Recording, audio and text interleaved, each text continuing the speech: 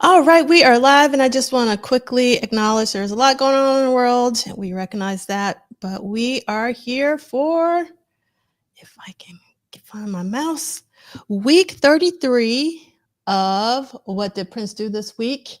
Okay, trying to find my buttons. And we have so many people in the chat. We got Anna B first in the chat with Good Morning Purple Praisers. Love that. We got Cassandra Bradley second in the chat from the ATL. We got Drea Dances. Yes. Hard to believe this month is already half over. We got Chris P. Just another manic Saturday. We got April Watson. Hey, Pete's from Tampa. We got Melvin Rush II. Looking forward to more purple vibes. We got Andre Staley. What up, though? Is my volume okay? Yeah, that was good. All right. How are you? Oh, wait. Uh-oh. Say that. The return. The return of Pretty Ricky. What's up, man? Man, I have missed y'all. Thank We've you for missed wishes you. and whatnot. Mike, man, brother, I appreciate you, man. I know you gave me a couple of shout outs and well wishes, man. I appreciate it. No problem, man. How you feeling? Man, thanks, Jeffrey. I'm feeling better than what I was. So, I'm coming on today for a few. I got some family members that still kind of concerned coming to check on me like in a little while, but I'm still, I feel I jump on for a little while, man, kick it with y'all. Cause I miss y'all. Yo, what's up to everybody in the chat? I've missed y'all too. You know what I'm saying? So yeah, man, your family here, we was, worried and concerned and love for you here too as well. So we appreciate you coming in, showing. Yeah, man. Hey, look, I've missed y'all. We've missed you. Thank you for hopping on with us. And let's see. We got Lori Johnson. We got Real Line the DJ. Ooh, got that Jill Jones. That's what I love for the avatar. We got Nick Felden from Denver. We got Lisa Williams from H-Town. We got Arlene. Miss my Purple Saturday mornings. It's so great to have you back. We got EA from San Francisco. We got Audria, another AT alien. All right. Dorothy Edwards from Seeley's video on the German guitars. It said that Paisley Park had a think tank. I want to know who, how often, and what was the conversations. I wish I could have been there or a fly on the wall. I understand, and thank you, Dorothy, for your email. I started listening to the conversation that you sent me, and it's pretty amazing. And we got TP in the house. We got Mooches from Philly. Thank you for that vanity avatar every time. We got Cynic22. And we got Kim, who is in New York City right now. So happy to have you up here. Is Kim about to walk through that door behind you? With the clock and shit. That would have been really incredible, actually. What did we think about that, Kim? Okay, I'm really bad. And then we got Man Ray 10 shouting out to Ricky, and we got Sister Charles in the house. We got Gabrielle from Down Under. We got Heavenly Gains. We got the Red Cat Up Rock. And let's see. I already put this on here, but hello, Jesse. And we got a good to see you, Ricky from Dorothy. We got Insatiable is my name. We got D68A, a wonderful purple, peach, and black Saturday. And then we got a what up, though, Ricky from Andre Staley. And we got a blessings to you, Ricky from Jared Dances. And we got a great to see you, Ricky from Kim. We got Raywin Harris. And let's see, Raywin is missing you too. And we got El Michelle. And yeah, I'm jamming, Raywin, because I'm the one that's playing the music, just FYI. So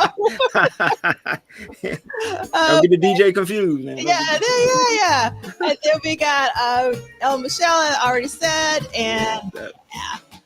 Okay, and we got Duke Swan in the house. Good morning, Purple family. Okay, let's get through this housekeeping with the quickness, if possible. Again, this is week 33 of What Did Prince Do This Week? And it's a very slow read of Duane Tudahl's Prince Studio Sessions book series, as well as a Saturday salon. And we're going week to week, not date to date in the book. And you can follow the detailed schedule at the Bitly link or QR code. And you do not need the paperback, but this is the most updated version. You can be like Ricky and have the Old Testament. The Old Testament? Yes, it works just as well. I love the ending of this.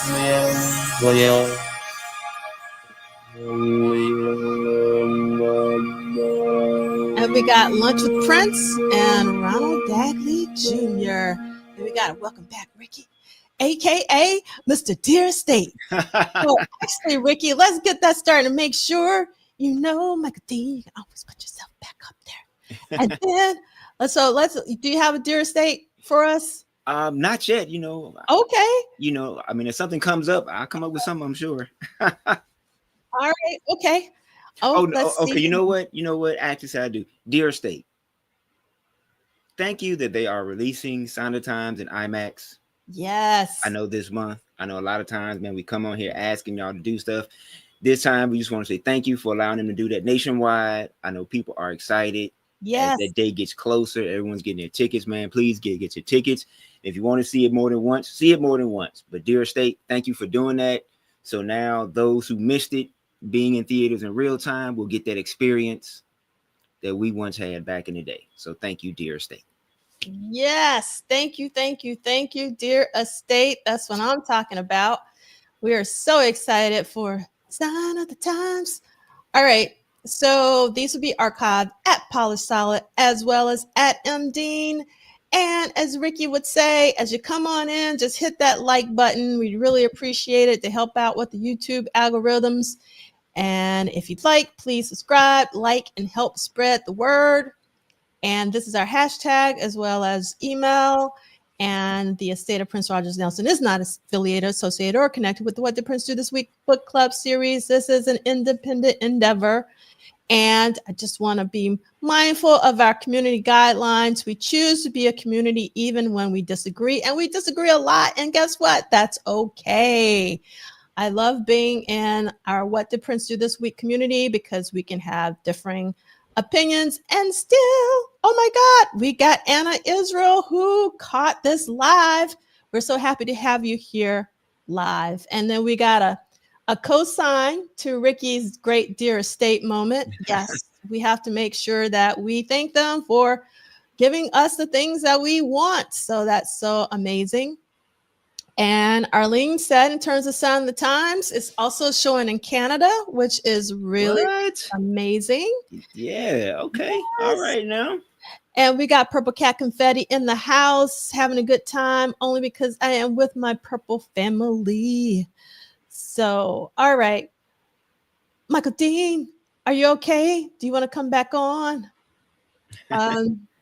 Yeah, because at first I thought you were frozen. And we got my alliterative brother, Blade Brown, in the house, as well as Stone Freak in the house. And we got Anna B wishing Ricky God's blessings. And thank you so much, Anna B. Thank you all for the well wishes. Thank you. Yes. I greatly appreciate it. Thank you. Yes. Okay. And Myron is like, great day to be alive. Make sure that Parade Deluxe is fire. You know what? As we get closer to that, I got a feeling that we will not be disappointed. I'm starting to think that, you know, because they're taking their time for a reason. Yes. I love that. Yeah. And we got Andre Staley, who is counting down the days where Sign of the Times Live hits Detroit in 18 days. That's what I'm talking about. All right. So let's get finished with the housekeeping here.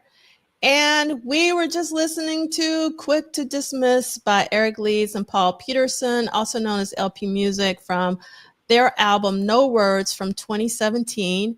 And we obviously have Eric Leeds and Paul Peterson, aka St. Paul, as well as St. Paul's brother, Ricky Peterson. And we also have these amazing musicians accompanying them on this amazing song. And we got Modern Air with a good dawn everywhere, everyone. I was like, good down. I was thinking of like how amazing the song was, but good dawn. I love that, everyone. Okay, so this is episode 136 of What Did Prince Do This Week. Again, week 33 of 1985. This week is an interesting week. There's only one studio session, but it's actually a pretty eventful week despite that. So let's break it down. On Sunday, there were some horn overdubs and mixing of Sexual Suicide as well as an unknown track. And then on Tuesday is the legendary family show, the one and only at First Avenue on that Tuesday, the 13th. And then the 15th, we got Sheila E. in the studio, Sunset Sound in particular, doing edits and mixing of a Love Bazaar dance mix. And then on Friday, which is the most important thing of this week, in my personal opinion, because everybody and their mama know how much I love me some Under the Cherry Moon, Prince flew to France to begin filming Under the Cherry Moon on Friday. What? So even though there's only one studio day, this is a very, very important week in Prince's entire life, in my personal life. Not that she's biased, ladies and gentlemen. Not that she's biased. I am very biased. Under the Cherry Moon begins as we have Mr. C. Lee McGinnis joining us right on time for that amazing news that Prince is flying to France this week in 1985 to begin filming Under the Cherry Moon. How are you this day? Good morning. How's everybody doing? C. Lee, what's up, man? It's Good good to morning. see you, brother. Thank you, man, for the past week's well wishes, man. I appreciate you. Thank you, man. No, man. You know, we look here. You always with us in spirit or in physical. So, you know, I'm just happy to be here, and let's get back to the regular scheduled program. Awesome. So really quickly, JD, I'm so happy that you're here. Is it okay if we try to do your giveaway one more time? Oh, we didn't get a winner? No, we didn't get a winner. Nope. And I got a new question this week, and hopefully, if you don't want the tickets, you will not let people know what the answer is this week. That would be really great. And then we got L Boogie 17 in the house. We got the dream team. That's what I'm talking about. And I love this from EA, full court in session. That's what I'm talking about. All right. Let's see. Your Honor. All right. Yes. Under the Cherry Moon is now on YouTube, as Myron is informing us. It's also in the accompanying playlist. It's now on YouTube. You can watch it in its entirety. And Myron hasn't seen it since 1986, and it seems so much better than I remembered it. That's right, Myron, because it is a most amazing film. All right. Okay. So let's get this party started. One day we'll learn how to use StreamYard. So who wants to read about sexual suicide and an unknown track for Sunday, August 11th? Not all at once. I'll do it. Which page? I've been absent. I'll do it. Okay. It's read it. It's August 11th. August 11th, Mm-hmm. 1985. Let's see. Sexual suicide, horn, overdubs mix, unknown track, horn, overdubs mix, Washington Avenue, Washington. Okay, hold on. So I see this question from Sonic22, and I got to answer this. All right. I have, and I'm going to go big. I normally don't do this, but this is important to me. I have loved Under the Cherry Moon since it was released in the theaters back in 1986. You can ask my sister, who's 10 years younger than me, when VHS came out. I can hear myself. I don't know if it's Celie. I'm going to mute you, Celie. See if it's Celie. When it came out on VHS, I recorded it on a cassette tape, and I listened to the film on cassette tape every single day for over a year. And my little sister, who's 10 years younger than me, could recite.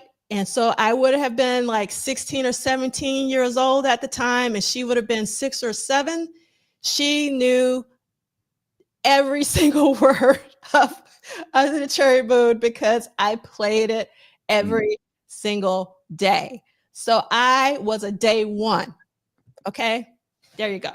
Okay, Ricky, we can get back to our reading of the week. All right, we skipping a quote, right? No, we'll read the quote. Okay. August 10th, 1985 is when I did Sexual Suicide. Actually, I did the first version on August 10th and then redid it on August 11th. Eric leads. All right, Eric with the details. Prince was not entirely satisfied with the results of Sexual Suicide, so he had Susan reach out to Eric, asking him to come back in and help find a better way. There were parts of it that he really liked, and he wanted the rest of it to kind of be like this one part that I did, to recall leads. So I said, okay, that's cool. Read that little long quote. Hold on 1 second. So Nick, is this really a question? Is this really a question? Is this really a question? Is this really a question? What do you think? I am UTCM, Christopher Tracy, all day, air day. Okay. Can I chime in on that? Yes. I actually love them equally. Oh, okay. Yeah, I love them equally. Like I was so moved by Under the Cherry Moon that it took me 2 years actually to accomplish my goal. When I walked out of Under the Cherry Moon, I was like, I ain't never wearing blue jeans ever again. That's the flyest shit I've ever seen in my life. Like literally, now it took me 2 more years because I haven't worn blue jeans since 1990. Well, 4 years. But I loved Under the Cherry Moon. You know, maybe if you took off your chastity belt, you could breathe a little more better. I was hooked from that moment. So, but I actually love Under the Cherry Moon and Purple Rain equally. I get that a lot of people don't like it, and I get that why didn't groove for a lot of people, but it was like, yeah, let's put it this way. I was not one of the people who was disappointed that he went in that direction. I'll shut up. And also, Brother Dean, Brother Rick, if you see anybody coming, whistle 3 times. All right, now back to your regular schedule program. Meet you at the club in 2 hours. There you go. So I don't know about you, but I'm always reciting Under the Cherry Moon. I never recite Purple Rain. Do you recite Purple Rain? Oh yeah. Look, my father's, you know, and I told you about this. My father's favorite moment from Purple Rain is just some old eel getting people straight. When Billy walked by the kid, was kicking ass. It was not voice this week, buddy. Yeah. And that black woman, y'all done told me in the chat who that black woman is. When that black woman cut her eyes at the kid, unless you done seen a black woman cut their eyes at you, that look like you ain't. So I do. I quote. There you go. I got 3 acts. Yeah, I know default. Yeah. So I do quote. I quote Purple Rain probably as much as I quote Under the Cherry Moon. I think both of them have some. Yeah, they both got quotables. Yeah, sure. I think both of them got quotables. I probably quote each one equally. Low key quote stuff from Graffiti Bridge. Yeah. Yeah. I ask people all the time, what is your main problem? Yes. Hey. So I love Jesse. I love Jesse because Jesse has an opinion, and Jesse's not afraid to voice his opinion. I actually like Purple Rain as a film, but if I had to choose between Under the Cherry Moon and Purple Rain, I wouldn't have to hesitate. I would not hesitate. I mean, Under the Cherry Moon all day, every day for me. Hey, Jesse, you know why I respect you, Jesse? Because you can say that and then not try to rewrite it as your own thing. Let's move on. Oh, man. Yeah. Shots fired. Shots fired. Let's see. Okay. Interesting. I can respect that. Comedy. 80s comedy. That's the first I've ever heard it called a comedy. I actually see Purple Rain as a hood film. Yep. Me too. Great musical. It would be if it was a rap and would have had rapping in it, but to me it's a hood movie and actually very dark. I mean, there is a hip hop version of Purple Rain. Yeah, you remember at the symposium when we did the Purple Rain film, that was one of the things that I was driving home, that after the 70s, the blaxploitation films dried up. And if you look and go into the early 80s, the only people who were making movies were Richard Pryor and Eddie Murphy. Yeah. Purple Rain actually re-kicked the doors open, right? People, it doesn't get that credit, but if you look at when Purple Rain dropped, Purple Rain is the film that re-kicked the doors open for a plethora of black movies. Because again, after the 70s blaxploitation, only Richard Pryor and Eddie Murphy were making movies. So I'm with you 100%. And in fact, in real time, Brother Dean, it was a hood movie. Like black theaters were packed. Like you couldn't, that's one of the first times, y'all maybe correct me. For me, I was 14. That's one of the first times I remember a movie being sold out.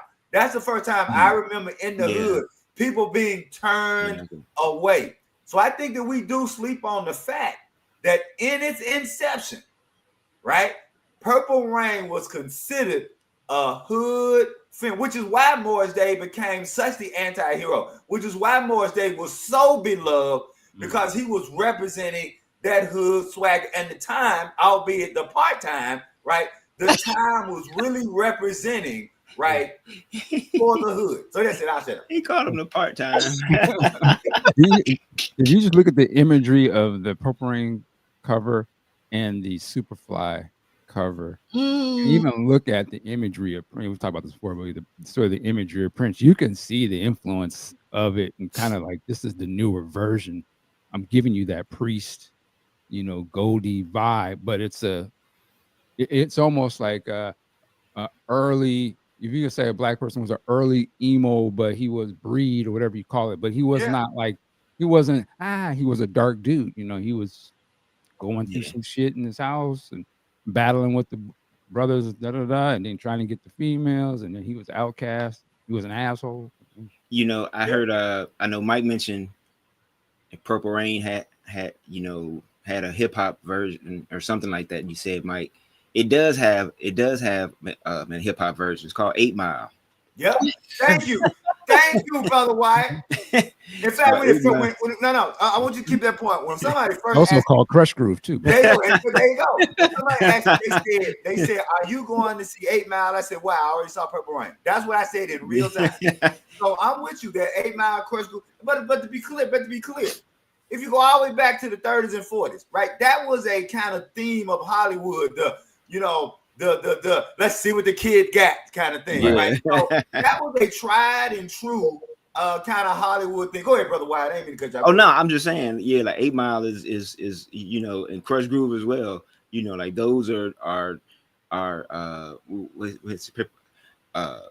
Purple Rain spawns, so to say. You know what I'm saying? Mm-hmm. Children of Purple Rain. Kind of the same. Like when you look at them, you're looking at it's like you see the similarities are glaring. Yeah, no doubt. Mine too. No, go ahead. Now we love it's the underdog story. And here's the thing I'll say about Purple Rain. Purple Rain is not only a great underdog story, and this is my issue, not gonna get us down a rabbit hole, but it's not only just a great underdog story. It is a story that as a male, you can overcome toxic masculinity. And anything for me that attempts to remove the theme that you can overcome toxic masculinity is a person who doesn't understand Purple Rain. So that's my issue. Not with people not liking Purple Rain. This I'm going beyond Jessica because I respect Brother Jessica, but my point is that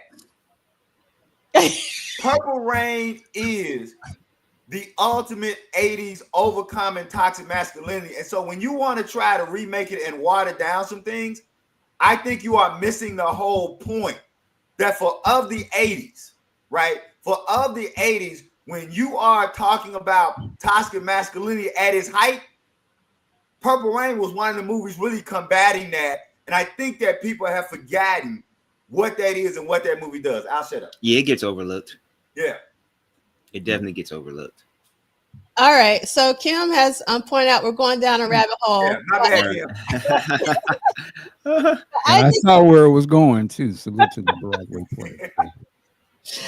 Yes. Okay. So I want to stay here because I want to really read Jesse's comment, and I think it's important.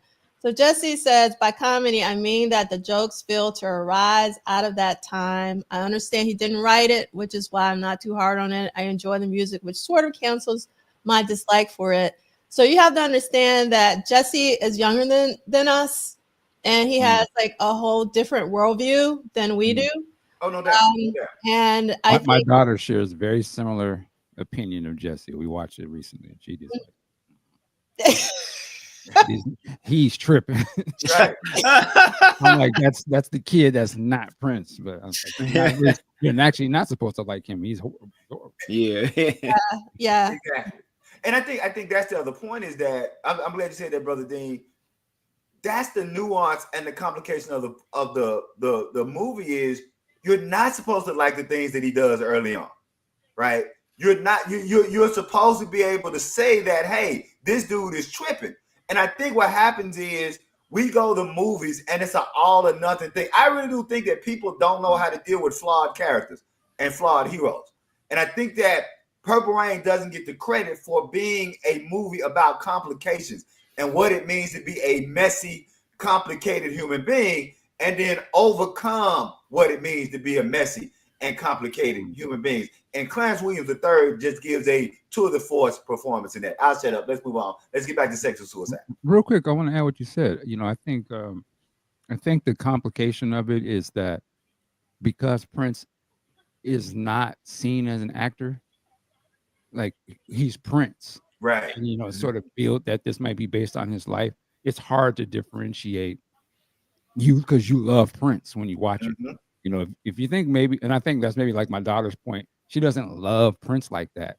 She knows who he is and adores the music, but she don't love Prince. So to her, she just sees the character on screen in the movie and like, yo, this dude is beating women. Like, what the hell is this?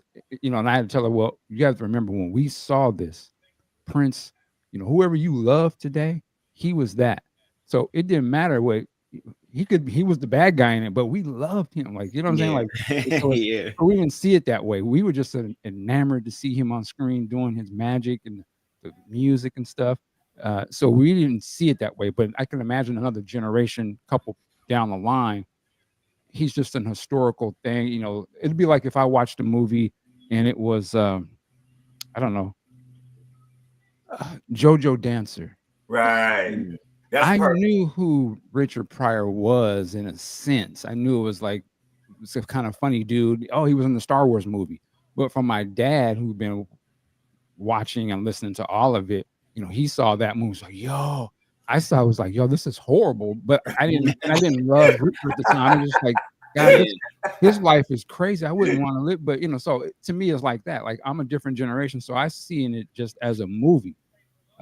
I don't have any connection to that guy as an actor or as a personality. And I think that's kind of the difference with Prince. And I think this is kind of what people are, when they're looking at this Broadway and the casting and stuff, we can't separate Prince from it. We love Prince and we are concerned that it's not a representation of Prince. But I think for the kids of the day, it's just it's a reinterpretation of a very popular movie that they've heard about. They don't see it the same way that we do. That's my opinion. I'm with you, and I just have to throw in, since you mentioned JoJo Dancer, one of my wife's favorite scenes of any movie is Debbie Allen's reaction when JoJo drives that car off the cliff. If you know, you know. So everybody go find online Debbie Allen reaction when JoJo Dancer drives that. My wife will walk around, Brother D, and quote that if ever I do something that makes her mad or irritates her. All right, let's move on. Yeah, God bless them. So I don't want to move on. I mean, since we're here, and I do think that this conversation actually is pretty relevant with the announcement of the upcoming Purple Rain Broadway show or musical, or however you want to frame it. And the one thing that I think it's important that has been brought out a couple times here by Jesse, also by Kim, that the kid is not Prince. Christopher Tracy is not Prince, even though for me, Christopher Tracy is closer to Prince in terms of Prince and rehearsal. If you've heard of Prince in Rehearsal, you'll hear, I find some of Christopher Tracy-ness. But what I find very interesting about this conversation, and I'm so happy that Theo is here, is that Theo, I don't know the age difference between Jesse and Theo, but Theo is in their 20s, if I remember correctly. And this is like a totally different take on Purple Rain. And this just shows you that you can't make these blanket stereotypes of a whole swath of people, because there's always differences of opinion. And it just goes back to our community guidelines. It's so okay to not be aligned, because we're just talking about movies. We're talking about movies and music. And everyone has their subjective opinion, and then everyone takes in art differently. Art moves people in different ways. Okay, we'll end this, but before we do, I just want to give a very special shout out for Chip and Sparrow for saying that they were very happy to see Uncle Charles. And I explained this to Michael Dean, but I just want you to know, Celie, that I asked my uncle, he hadn't been to New York in 12 years. And I was like, what was the most favorite thing about your trip? And he said, your friends on the podcast. Oh, cool. And I just thought that was so amazing. And I couldn't believe you guys got him to come out, but you did get him to come out on the screen. So I'll always be grateful to you both for acknowledging him and getting him to come and say hello. Absolutely. Amen. Yes. All right. Okay. So let's get finished with sexual suicide. All right. Climb out of that rabbit hole. Read that quote.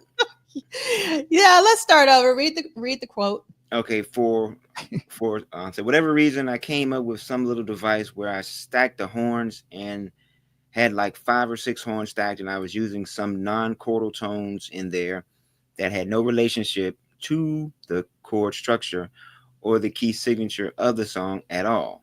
I was trying to give it more of a vocal quality, so that you heard the horns not so much as a melody, but almost as if it was talking. I think a saxophone, particularly a tenor, almost more than any of the wind instruments, is one that is closest to a human voice. Susan put a harmonizer on the baritone that really whacked it out.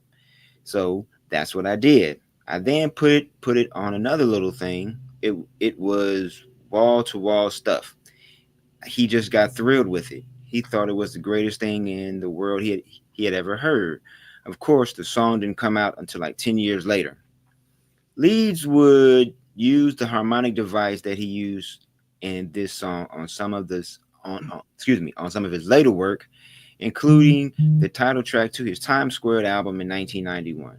Eric also added sax to another unknown track during this session. I will say this: I know the first time I heard "Sexual Suicide," the saxophones did stand out to me. Like it was. It's all about blaring. Yeah, it is quite blaring. Like you really can hear it. Yeah. Yeah. All right. I want to know what the other song is that he put horns on. And I want to be clear. I'm not saying they sound the same, Mm-hmm. but whenever I like the very first time I heard "Sexual Suicide," and you may have seen this, and I didn't. I was thinking about this years before this movie Cadillac Records came out. So I was thinking about this because I had the bootleg to "Sexual Suicide" long before Cadillac Records came out. But I knew a little bit about how blues artists used to record, and so the very first time I heard "Sexual Suicide," it reminded me of the way I just forgot his name, but the way in which Muddy Waters would allow harmonica parts to kind of be recorded over and around his vocals and with the guitar. That was the same way. So it was like, and maybe because I'm also thinking about having just written a review about the Sign of the Times movie, about the way that Eric Leeds basically goes toe to toe with Prince's vocal in Slow Love. That's what he's doing on "Sexual Suicide." That when he said he wanted the horn to sound like a vocal, the horn in "Sexual Suicide" is basically going toe to toe with Prince's vocal, right? It is its own kind of line. And so it really makes me think about. I can't remember why I can't remember the. I know the guy. I love the harmonica. Did my babe? I cannot think of my man's harmonica player's name, but if you you talking about dog? You talking about the dude who played for Muddy Waters? Yeah, Walter. Lil Walter. Thank you.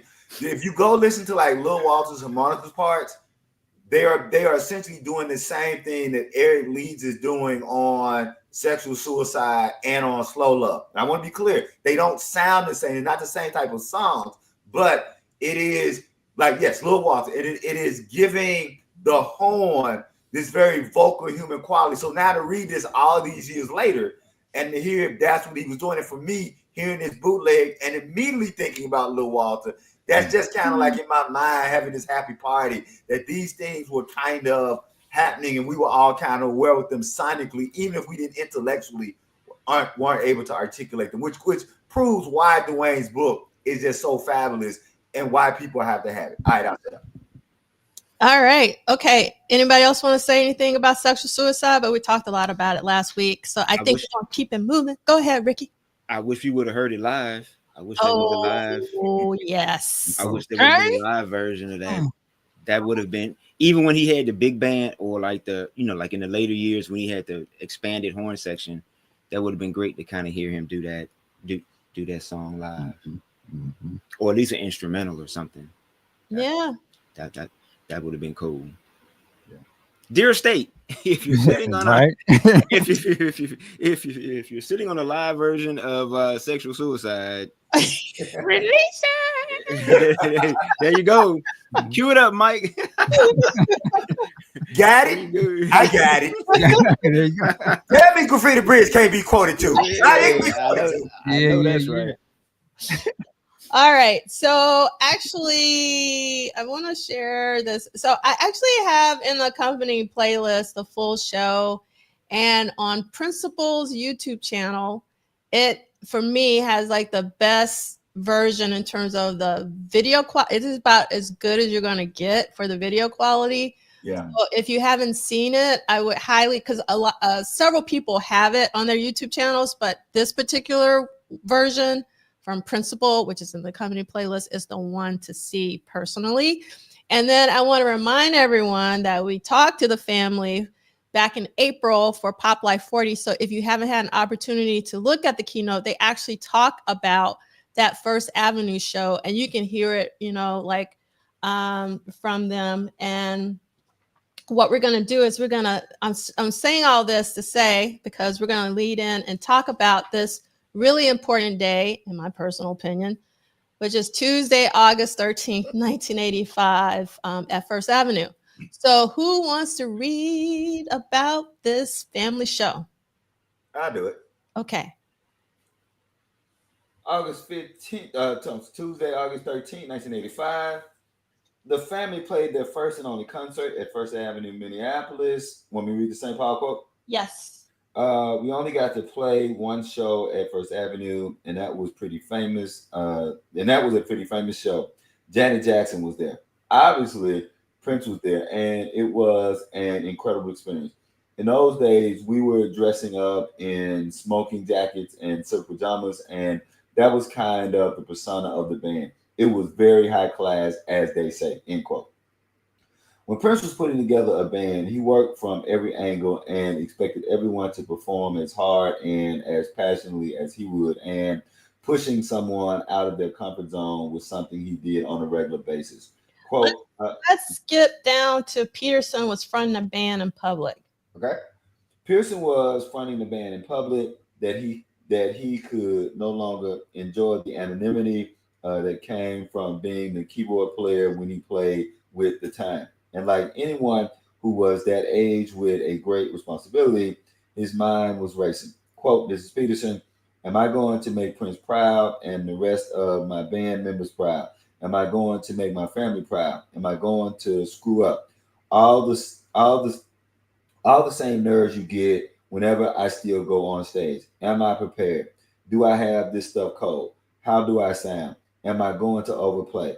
All this inner dialogue that you have as a musician, as an artist, and you get out and you go on autopilot, and then When it's over, it's like, did that really just happen? End quote. That's excellent. I like the way he talks about that. Susanna adds, quote, before we went out on stage, we were at his house. I'll never forget this. He said, and this is quote, this is Prince talking to Susanna them. You give it everything you got because that's the only way you're going to show anybody what your worth is. End quote. Susanna continues, I remember that. I remember that he definitely wanted you to connect to that part of you that was very uncomfortable. End quote. Want me to finish the rest of the Susanna quote? Yes. Okay. He came on right after the show with a stuffed animal, this large stuffed animal. He said, I want you to take this stuffed animal on stage and I want you, before the show, not after the show, I'm sorry. I want you to take this with you and roll around on the ground and kind of rough it up. Just get really into it. I want you to just get on the ground and we just mauled it. Oh, and we just mauled it or whatever. I started to cry. I was like, I can't do that. It's hard enough for me already to get up there and scream. And it's the first show and you want me to do what? Anyway, I did my version of it. I ended up placating him in some way. I had this stuffed animal up there and I did something. I don't remember what it was. When I got off stage, he gave me the biggest hug and said, yes, you did it. End of quote. Peterson had a similar experience after the show. Prince grabbed me and hugged me and told me what a great job I did. I was a 20-year-old kid getting the endorsement of the biggest pop star at the time. That's one of the things I do remember, end quote. Prince was cautious about giving the band too much space to reveal their characters, as he was likely still hurting from allowing the time to become a group that could be praised outside of the glow of Prince. This is Eric Lee saying, quote, he was determined not to make that mistake with us, end quote. I think this is Eric still talking, quote, the crazy thing is that he created the character for Morris. Prince could be Morris better than Morris could be Morris. But when you got guys like Jimmy and Terry and Jesse Johnson that were Prince's peers, he grew up with them. And although he's the one that made it to a degree, they weren't going to let him ever forget. No, wait a minute, dude. We grew up together. And yeah, this is your house and everything. But guess what? We're still us. And we still have our own thing. And he realized that he could only go so far with this group without it busting apart. It's the end of Eric's quote. An intense schedule of rehearsals and the expectation of a major release within a week had turned Paul, Susanna, Jerome Benton, Jellybean Johnson, and Eric Leeds into a true family. Each of them were looking forward to an exciting future, recognizing that all of the work that had gone into the band was now finally paying off. This is Paul's quote again. I'm sure that Prince wanted to take us on the road at some point, but he had other stuff going on. He shipped me out to acting, singing, and dancing lessons in LA while he was making Cherry Moon. We could do no wrong, reflected St. Paul. It's too bad we never got to tour, end the quote. We don't want to read the coda. Okay. All right, so that's a lot. And I think that and I put this on the screen before, but I think this is really good to know for people who don't know that there's an 80-minute rehearsal with Prince giving song instructions, and it's on D68A's channel, and I put it in the accompanying playlist, which you can find on my YouTube channel all the way down at the bottom where the playlists are. Now, I find Zakia's comment a really interesting one that I've never, and I don't want to think about it. I've thought about it, don't want to think about it kind of thing, because I never understood it. I mean, I kind of understood it in terms of Susan's character and, you know, going for innocence and all of that. But I always thought it was a bit odd and I wouldn't have liked it. So I'm curious, like, what your takes are. And now hearing sort of the bear reappear with Susanna. Do you guys have any thoughts about that? I think that I always go back to Zach's not just a particular presentation, but kind of Zach's kind of overarching theme of how Prince is pulling from soft porn or softcore pornographic imagery and that the stuffed animal, the stuffed bear, the youthfulness, the innocence, right? There's always kind of that thing kind of on the top, and we could debate how seriously we take it, if we take it just as camp, or do we take it as something else, or do people want to go down other rabbit holes? But like even like in real time, which I guess says a lot for me at 12, 13, 14. Like I don't know how I would know that, like be honest, but I even like then I was kind of like aware of, let's say, sexual archetypes, if we could put it that way, and kind of knowing enough about certain sexual archetypes, know that Prince is playing these kind of camp sexual archetypes. And so that's kind of I always took it, that he's presenting different types of women. If we draw that out to an extent, not only is he presenting different types of women, I think that as his career goes, he's really getting into that thing. I know I keep coming up talking about this. Prince was all about human beings are pie charts with multiple slices. And I would say that more than any other artist, Prince gave us a more full range of women than any other male artist I could think of. You get the musician, female. You get the public relations, female. You get the business type female. Of course, you get the sex vision, but you also get the mother. You get the sister, right? Prince was always really interested in giving us women in a very diverse type of way, so that if you wanted to focus on this one particular sexual archetype of the teddy bear, you could, but there were so many different archetypes of women that Prince gave us. And I just saw that as Prince really having a conversation, not only about the way in which women function in his life, but the way in which women should really be functioning in all male life, to kind of help us move from that kind of toxic masculinity that we are presented with, that's kind of overcome in Purple Rain. That's it. I'll shut up. But I will say though, even when I was very young when I was listening to Vanity 6. So that album came out in 82. I would have been 11 years old. And I always thought that it was a bit of infantilizing, even at that time as an 11-year-old, because I was over teddy bears at 11 years old. So I was like, what is this older woman? Because I saw her as a woman. Why does she have a teddy bear? So it's just, I don't know. I guess it's just my thing. No, it's not just your thing. No, not just you. Yeah, don't get me wrong. It could be creepy. It could be, okay. Yeah, it was a little weird for me personally. I'll say this one thing. So I started reading this other Prince book that's about to come out. It's supposed to be based on Sign of the Time, but it's sort of going through his life as well. And they start to talk about, the beginnings of Vanity 6 and all that kind of stuff. And it was one thing it said in passing, and it wasn't like a big deal in the book because it just was like, but it was like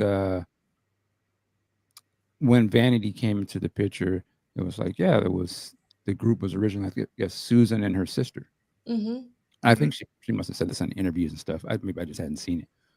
And then Brenda was coming around. But then they were like, when Vanity came, it was a line in the book. It said, Brenda and Susan, who at the time was 16, didn't really care much for, Vanity, or didn't understand her coming in. I was kind of like, how old was she again? So when you bring up this point about the teddy bears and stuff, I looking at it all now, I kind of, I like what's going on, because he's a very intelligent brother. He's not dumb. He understands imagery and the connections to things. I don't think he just does stuff random. So it makes me wonder, like, what is the message of that? But that's for another thing. I mean, well, I got two things. One, does anybody remember what she does? Is it her with the bear on the live show that's released to us? Like, has it? Like, the bear is usually just there. And, and to be honest, I really don't pay attention to the bear because I don't want to see the bear, because I think the bear is stupid. So I never really paid attention to the bear. But I don't know, like, if it's in like the Drive Me Wild video. Yeah, I was gonna say no. Yeah. I mean, go ahead, brother. No, yeah, it's in the Drive Me Wild video, but I meant like in the family show. Is there a portion Oh, where we see family. her like with the bear? I don't recall that. I mean, I may need to maybe I need to rewatch it again, which would be a great time to do it now that it's on its anniversary. But I don't remember the bear. You know, like when I saw the bear, I instantly thought of, when you go to places like Six Flags, which was big in Atlanta, or those type places, and you got those games where the guy would win knock these bottles down, win your girlfriend a teddy bear. That's how I perceived it, as something being like, okay, he gave his girlfriend a teddy bear, you know what I'm saying? Or maybe that was just a sign of, his innocence or youthfulness in terms of like, hey, look, I'm giving my girlfriend a bear. I didn't, again, I'm younger than you, D'Angelo, so I didn't think too much into it. I was just like, okay, this grown woman has man a teddy bear. Like maybe Prince won it for her. You know what I'm saying? I mean, I didn't know. I think as kids, when we have no concept of that, we shouldn't have any idea what that means. Yeah. Right? That's the other sort of, I don't know, interesting part. As a man now, I look at it and like, well, I know what it means. Like, so I don't know. That's why I say it gets a little funny. Like, you're not supposed to know at a younger age. Yeah. And that may be a way how they sort of pull you into things you don't understand why. You just you identify with that. But I don't know, man. It's kind of funny style. But if you go back to the Drive Me Wild video, there's a clear moment when Susan loses the bear. Yeah. And I always took that as loss of innocence. Right. And if you listen to the lyrics of Drive Me Wild, it is a song about it's a song really about loss of innocence. Yeah. It's a girl being turned on to a guy and being open to feelings that she had never had. I seen a couple people put Lolita in the chat, and that's all part of that kind of imagery. So I think that everybody is kind of right to be pulling from all of those things. And as Brother Dean said, and as Prof. Duff and Rika alluding to, Prince was really smart, and he pushing buttons intentionally, right? And Prince was definitely pushing buttons, and then the question becomes about, and this is, I talk about this just a little bit, not to get up. I talk about this a little bit in my book, that if you take Dirty Mind and Controversy and the Vanity 6 album, and you go through, say, Diamonds and Pearls, there was always, and I'm curious if you guys kind of remember this chatter, there was always chatter by critics, usually rock critics, that a lot of times Prince's message would get lost in the sensationalism, right? That, and I think it's What's My Name, when months later Prince says, you wouldn't have drank my coffee, I wouldn't have given you cream. So even in What's My Name, I always took that line for him to say, yes, I'm pushing buttons. I'm doing these kind of sensationalized things because I want to get your attention. And once I get your attention, I'm going to slip these other deeper messages in.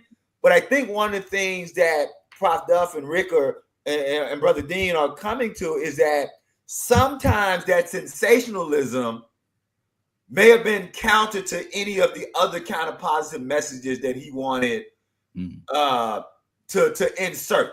And so, but I think that that's kind of in totality how you kind of took Prince. He was always pushing buttons, and sometimes the buttons worked with the message he wanted to present, and sometimes the buttons were off-putting. But I think that what happens is there was enough of the stuff that worked well that you either kind of shrugged your shoulders or ignored the stuff that didn't work well, if that makes sense. I'll shut up. It makes a lot of sense. Ricky, so you want to? Yeah, I got to head out, guys. I mean, it was great seeing y'all. Everybody, thanks, man, for the well wishes and the love. I appreciate it more than you realize. I'll still be listening in some fashion. Maybe I'll send a message through the chat or something. But it was great seeing y'all again, man. See y'all next week. Everybody, take care. Take care, brother. Man, good to see you too, Ricky, man. All right, thanks, man. Appreciate it. All right, peace. All right. So, Michael Dean, do you mind reading about Thursday, August 15th? Yes. A Love Bazaar. Dance Mix, listed as Love Bazaar. Edit and mix, Sunset Sound Studio 1, 12:30 p.m. to 5:45 p.m. Booked. 12 p.m. to 8 p.m. Producer, the incredible Sheila E. That's right. Artist, Sheila E.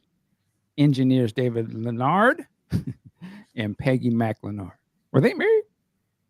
Yes, Get that. they were. I'm old. Assistant engineer, David Glover. Quote, no quote. Well, Sheila E. is just like Prince in my world. Let's give her that reverence. So the great Sheila E. says, we just worked because we loved being in the studio. So half the time we'd go until we couldn't go anymore. There was no separation for when one project started and one ended because we were just mixing everything and we kept putting out product. While Prince was away, Sheila oversaw the mixing and editing for the dance mix of Love Bazaar. The cassette was made from the session and sent to Prince. Status: no dance mix for a Love Bazaar has surfaced, but the 12-inch version is the same as the album version, 12 minutes and 18. What? Okay. However, in Europe, there was a different 12-inch that was 7 minutes and 13 seconds called A Love Bazaar Parts 1 and 2, and a melody of the glamorous life, Sister Fate, and A Love Bazaar, 7 minutes and 4 seconds. Ooh, I kind of want to hear that. The following day, Andre Simone's version of The Dance Electric is released on his third album, AC. When the single was issued, it reached number 10 on the Black chart, but did not enter the pop chart. All right. That's an important day because when I heard The Dance Electric, I was like, this is one of the most amazing things I have ever heard in my life. And it still is. It's probably in my top 5 Prince songs of all time, the Dance Electric. All right. So the amazing Duane has given me the work order for Sheila E.'s visit to Sunset Sound. And I love seeing these kind of details. And I blew up the part where you can see the times and you can also see the money, which is super cheap, but not today, but not cheap back then. So you can see that I can't tell what it says wait. And I guess Peggy and David were waiting for 30 minutes. And that was $20 for them to wait. And then the edits and mix were 5 hours, and that was $125. And then there's a cassette copy that was 15 minutes, which was $125. Damn. And then there's cleanup, which was about 15 minutes, and there was no charge for that. Now, the next, and yes, EA, that's what I'm talking about, Dance Electric, is fire. Now, I added this because, and I was hoping C. Lee was going to be here today, but I'm so happy he's here with us because on the next day, C. Lee, Honey Man was tracked. I got to beat up bitches of your big egg. Oh my God. Honey Man. Honey Man. Honey Man. All right, that's enough. So on the very next day, Honey Man was tracked, and Honey Man doesn't come out until two years later on Sheila E.'s third eponymous record, Sheila E. So let's break it down. There's no money for this one, but the setup was for an hour. They waited for 2 hours, and then they tracked it for 2.5 hours. There was a break for 30 minutes. And then they were tracking for 9 hours and 15 minutes. And then they clean up for like 30 minutes. So a lot of time was spent on this Honey Man track. And this is just the tracking. And I don't know if tracking also including mixing, because one of the things I like about Honey Man is like the stacking of the vocals. Mm-hmm. And that whole the chorus part is actually pretty amazing. So yeah, I had to show that for you, Celia. Yeah, thank you for that. You made my Saturday. Please. And I wanted, when you say that because you talk about mixing and editing, I want to know how long did the actual playing go? Like Honey Man, it comes off as a really live track. And I know it's, you know, you're doing things, you're doing cuts and other, but I think I also love it because it sounds like an endless jam, right? And I just wonder how long was the actual jam before they edited it and what we got like on the album. So yeah. I like you have that. And I also want to say, because Sanique asked a question about how we discovered Dance Electric. I would say the first time I heard it, it was on the radio, but I want to give props to what somebody said, because I'm glad someone said this, because I've always wanted to say this. I don't think the Dance Electric video gets enough credit for being an excellent video. I mean, just the concept, the way they capture human democracy and Armageddon, like those are all Prince, right? Those are all Prince themes, right? And the fact that Andre is playing two characters in the video, and that those two characters kind of represent, right, the duality of human and our kind of physical side and our spiritual side. Shout out to the guy from Soul Train who's also in the video. But I just think that thematically, the production wise, Dance Electric is an excellent video. And it's one of those that I think just kind of fell between the cracks for a lot of reasons. I think time is changing, music is changing. I think it's in that where, as Brother Turnbull say, Prince is making music for two timelines. So he's kind of giving us still that kind of Purple Rain, funk in your face kind of vibe while he's gone on to something else. But the lyrics are giving you that spiritual tone that's getting you ready for Parade. So yeah, I'll just shut up. But I just think that Dance Electric video is an amazing video. And if anybody hasn't said, please search it and check it out. That's it. I'll shut up. I gotta go back and watch it again. I haven't seen it in a while. For some reason, when I think of the Dance Electric, and there's another video that in my mind imagery reminds me of it, and it may sound crazy, but Tupac's California Love. California Love. When you say that, California Love, yes. kind of. Oh, you know what, Brother Dean? It would be great to play those two videos back to back.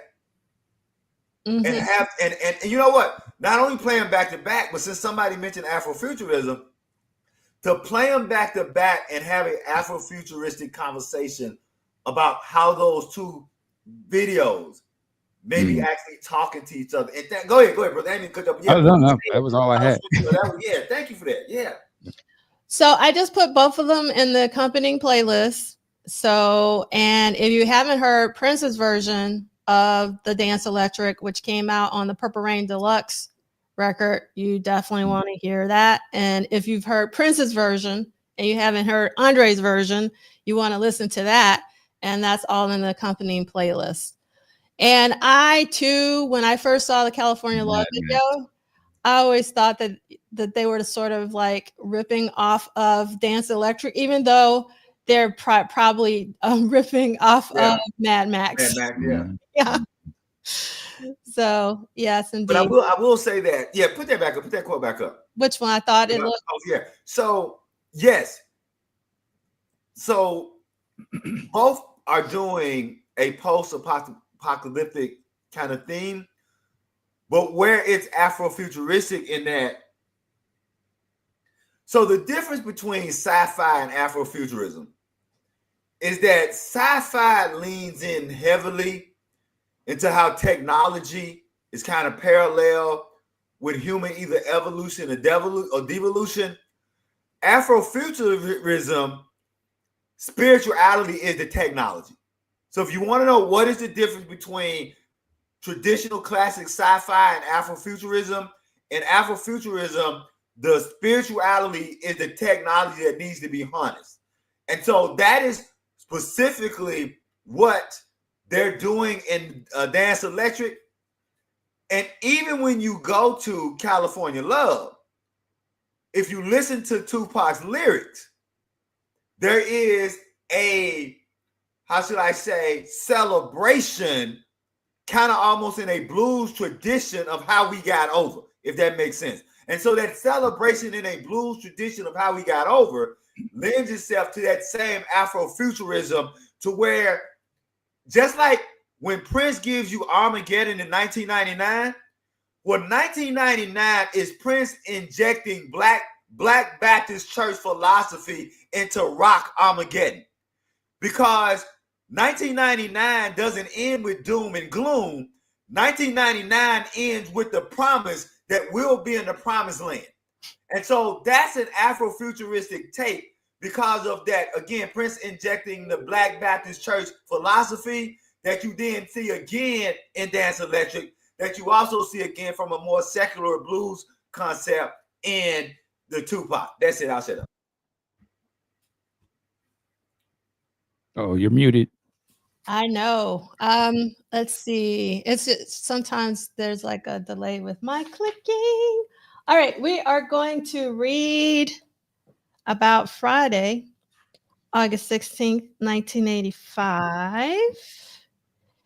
And I will do that if that's okay. And we're gonna yes, Stevie Wonder, you can play your horn on your own album. Yes, Stevie. Yeah, if that's okay. Stevie, can I play? Yes, Stevie, it's your damn album. You can do whatever you want to. All right, go ahead. Okay. Thank you for that. All right, Friday, August 16th, 1985. Quote from Susanna Melvoin. We're flying to Paris and we're there in Paris for a couple of days. And that's when he says, I want you to be my wife. Okay. Prince and Susanna leave for France. At the time, she was being considered as the female lead for Under the Cherry Moon. I will say, I really wish, don't you guys wish that Susanna would have been the lead for Under the Cherry Moon? That's a good question. I don't know. I guess because I don't have a problem with anything that the actress did, but it would be interesting to see what kind of acting choices that Susanna would have made. But look at people that probably say, nope, no, wow. Tell us how y'all really feel in the chat. But so I would say that because I've never thought about it, because I've never had any problems with what the actress actually did. Does that make sense? Okay. Yeah, but okay. So we're going to start talking. I'm so sorry. We're going down a rabbit hole. Kim, I'm just giving you like the heads up. So in real time, when I got the family record, I loved that record. Mm-hmm. I thought St. Paul and Susanna were everything because that record was so amazing. Mm-hmm. The Screams of Passion 12-inch with the Claire Fisher strings was everything. The video with Jerome and Jellybean and Eric Leeds, like playing like a bass or some whatever he's playing was everything. And so, and because Purple Rain had been such a family affair, like if you know John Waters, the filmmaker, John Waters always had the same people in his films. Like they were his friends. And like for me, Kristen Scott Thomas was not in the Purple Kingdom at that time. And I was like, who that? Harpo, right? And like, Harpo, who this woman? Yeah, it's just like, why couldn't it have been Susanna? I personally, because the whole family aesthetic in terms of the way that the album covers and the singles were shot were very Under the Cherry Moon like. And so so that's my vote for Susanna. And the reason why in real time, I really wanted someone. If it wasn't Susanna, it should have been Jill. Mm-hmm. It should have been somebody. It should have been Susan. Like for me, somebody in the Prince camp that was already there. Mm-hmm. Now that's number one. Number two, my main problem with Under the Cherry Moon, and you know how much I love me some Under the Cherry Moon, is Kristen Scott Thomas, because I don't think she has any chemistry with Christopher Tracy. I honestly don't believe that in the end, when Christopher Tracy is supposedly in love, I don't believe it. I don't believe it. But because I love that film so much, I can actually let that go. Even though if you see one of the previous cuts on Under the Cherry Moon, they cut out some stuff that would have made me possibly believe. But in real time, the cut that I saw, like, I just didn't think they had any chemistry. So for me, what made that film was the partnership, the brotherhood between Tricky and Christopher Tracy. Right. That was the relationship that I was more interested in than the one, with, Mary Sharon. So that's just me.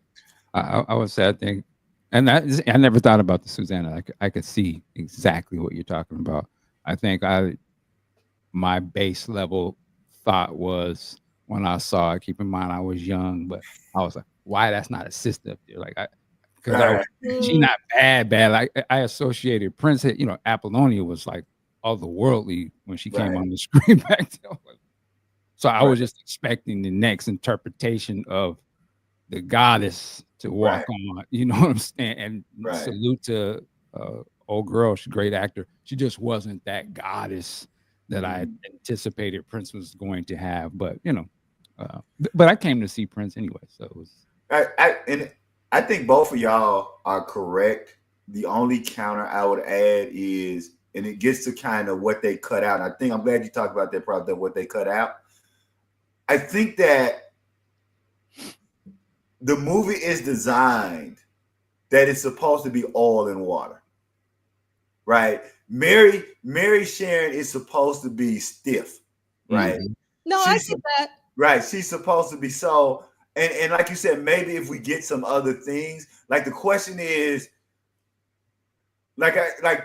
could they, the girls and boys scene, could they have played that a little bit better where we see Mary loosen up, right, and really get a little bit more chemistry with Christopher? So I'm with you 100%. I guess that for me, what I would say what saved it for me is the fact that she was so frigid. It was. I took that as a big part of the film. Was she's frigid?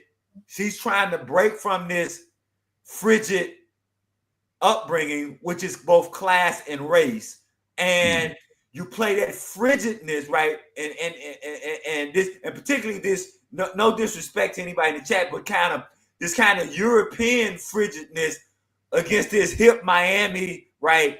Brothers from the hood kind of thing. So I get exactly what you're saying. I think that for me, what made it believable enough, and I will tell you something else that made it believable for me enough was Miss Wellington. The scene, which I hate to say my favorite scene in the movie, but my man writes on the check, and she said, you, what's this? Tell him it's Chinese, and another level kicks in. Like that's just super fire. It was seeing Mrs. Wellington's compassion for Christopher, which plays on a lot of emotion. Because keep in mind now, they still having sex. Let's be or it's alluded to the kind of relationship that Christopher has with Mrs. Wellington. And Miss Wellington is bringing this kind of emotional maturity that maybe even Christopher doesn't have at the moment. And so I would I would say that for me, Mrs. Wellington actually, that thing that's kind of missing for y'all, Mrs. Wellington kind of gives that to me. So, but I'm not saying, I'm saying all of this to say I agree with what both you guys are saying, but I think that for me, her being so frigid worked in the overarching concept of what they were trying to show, if that makes sense. I'll shut up. No, it does. I think to me, it's not even about the girl. I don't believe Christopher Tracy would leave the game for her. That's what it didn't convey. Like, I didn't see why did he fall in love with her amongst any other one. That's the part that doesn't ride to me. If the movie would have been like he would have got back with her, got the bread, and then they bounce. Right. I would have been, that's what this movie was about. Like, they played the game, but it doesn't do that. Like, somehow he becomes a simp to the game and gets it goofy, while at the same time, like you said, he understands the rules of what he's doing, as does Mrs. Wellington, because he's getting paid to hit it. Like, and he understood that, and she did. And they still had their role, but for some reason he fell out the game and fell in love with somebody. They don't really convey like what changed for him, like what attracted him to her that he willing to die for it. Yeah, love the movie. Yeah, I mean, I'm with you on that. Like I said, I can see all that. Sneak, you thank you for mentioning it, brother Sneak. What I find interesting about that, and probably Brother Sneak could probably chime in there in the chat. We know that the original director gets fired or let go or released. And so go ahead. I'm sorry, Prof. No, I'm just saying release it. Yeah. He gets released, right? And so it would be interesting. It's kind of interesting to talk about what if Scorsese, I always thought, even in real time, though Prince and Spike are actually kind of somewhat beefing at that time, I often thought it was a movie that would have been better suited if Spike would have directed it. I think that, but then again, you think about what Spike probably could have bought. I told you, I always thought about that movie but I always thought about rethinking about that movie, making Mary Sharon a European mulatto and making it in that kind of Harlem Renaissance, classic, tragic mulatto kind of thing. But that's me, but I understand that's me projecting, right, my artistic goals for that. So Brother Sneak, I would just say that the question would be, would Prince would have released the reins to Scorsese? I think we could assume that he would have, but I don't know if he would have released the reins to Scorsese. And I just put it there. But I do think it is important that Sneak 22 mentions that Prince did kind of shop around for different directors. I'll shut up. And real quick, in this book I'm reading, they touch on this, and they sort of surmise from Susanna and things like, he may have been his intention to get rid of that director the whole time, but he wanted to have, but she was the one who casted everybody and set it up. And so once it was all set up and ready to go, now I don't need her anymore. I can do just when it's time to get right to it instead of all this build up and all this stuff. That's just what I was reading. I don't know if that's the actual case, but I could kind of see that might be a reason. Like, okay, you did that part that I needed you for, but I actually want to do the directing part, Right. All right, that makes sense. That makes a lot of sense. And just as an aside, I can't remember if it was the guy, and y'all forgive me, the actor who played the villain. This is just a little tidbit that I always liked about this. He said that when Prince would be in the director's chair, you could always tell if he was happy or unhappy, because if he was unhappy, you could hear his heels clicking against the chair. I just always, and I don't, for me, that was just a little, so you're acting, you're doing your thing, and you hear that little clicking, right? To me, and again, that may mean nothing to anybody. That was just always a little nugget that I always found funny and just interesting about, Prince always seeing everything. That's it. That was Steven Berkoff. And originally, I'm blanking on his name, is Terrence. He wanted, or Terrence Stamp, person?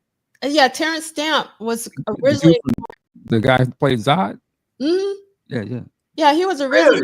Really? Mm-hmm. Yeah, and kneel before me, Christopher. I mean, you're talking about Zod, but Terrence Stamp is actually a really well-renowned actor, and I think it would have been like really, because I think if I remember correctly, wasn't he? I don't want to say this if I'm wrong about this, because I guess I am wrong about this.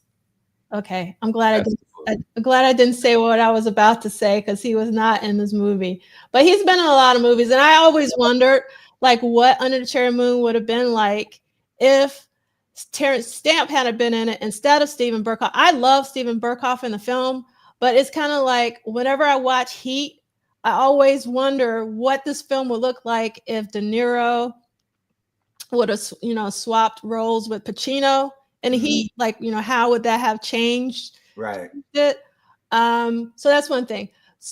Do you remember where you read that? Because I would love, in terms of what Steven Berkoff saying that he heard like Prince, like clicking his heels. Yeah. No, and in fact, I think I saw it and not read it. Like, I think it was in an interview. I think it was like an actual interview of him talking about it. Okay. So yeah. And Lee Christian mentioned, like way up here, that the woman who plays Mrs. Wellington, Francesca Annis, if I'm pronouncing her name correctly, was an incredible cast. I mean, yeah. I thought that was like really a really good cast. And I love this quote from Show Me. He fell in love with the challenge, and I understood that they needed someone that was oil and water, like you just said, Celie. But like when they came together in the end, I didn't believe them. So like I would have much rather Michael Dean's ending of, yeah, you know, they marry, he gets the money, and then he goes off to somewhere else or something. Like that would have made more sense to me personally. But yeah. Okay. So I think we're at the end of our reading. Did we get through our reading? No, we didn't. Did you actually read it? No, I didn't, because I just read like the first sentence. Okay. Right. There we go. There you go. Read it. Okay. I'm going to read it again. It was so long ago. Princess Susanna left for France. At the time, she was being considered as a female lead for Under the Cherry Moon, but Prince had other plans. This is Susanna. I was asleep. He came in and woke me up and said, I have something to tell you. Come sit here. Sit, sit. He was pacing. I said, are you okay? He was like, I have something to tell you. Literally, the blood was rushing out of my head. I thought something terrible was happening. Then he got very close and he took my hand and he said, I don't want you to be in this film. I want you to be my wife. According to Susanna, as soon as she accepted, she was immediately treated differently by those around Prince. I remember Jerome saying, this is Susanna, this is Susanna recalling what Jerome is saying. Well, you're the one. He's going to keep you hidden for a while. Jerome was really instrumental in helping me understand how much Prince loved me. He would always tell me, there's nobody he loves more than you. You've just got to know that, because I wouldn't understand why. Why am I not on set all the time? There's my sister and everybody's there, and why am I being sort of kept away? He said, meaning Jerome, he just can't stand losing you. Casting for the movie was an immediate concern. Apollonia's part in Purple Rain was such a star-making role, and Under the Cherry Moon demanded that the new female lead would also have to be able to shine next to him. Little-known English actress Kristen Scott Thomas, who would later receive critical acclaim for her work in The Horse Whisperer and Gosford Park, as well as Golden Globe, Oscar, Screen Actors Guild, and BAFTA, which is the British Oscars, nominations for her work in The English Patient, which is an amazing film, by the way. If you haven't seen The English Patient with Ralph Fiennes, was asked to read for the part. It was extraordinary when I got the call to come and do this audition for that. I mean, I'd been listening to Raspberry Beret nonstop on my Walkman, and I'm just obsessed with Prince.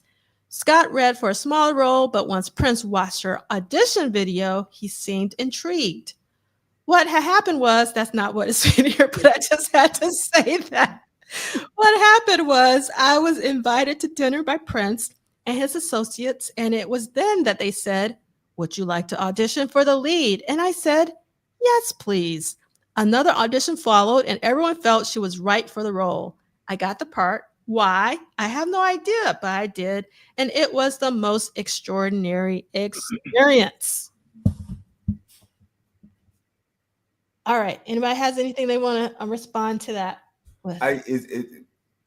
Just the whole notion. I can't remember who the actor was. There was some actor giving anyway, just the whole notion of how a lot of people kind of pan this movie or don't like this movie or whatever. And here you have Kristen Scott, who can take this movie and then go on to do such legendary and groundbreaking work. I just always saw that as really kind of interesting. And just the earlier part of, I don't want you to be in this movie, I want you to be my wife. That's just really kind of interesting, particularly given and I didn't click on any of some of the father that David Justice got about saying why he and Halle Berry broke up. And, you know, if you're online, if you saw that, but that's just kind of interesting. I'll just leave it there. That's just kind of interesting. That's good game. Yeah. I don't listen, you ain't gonna be in this movie. I don't want you to leave. So how about you be my wife? Right.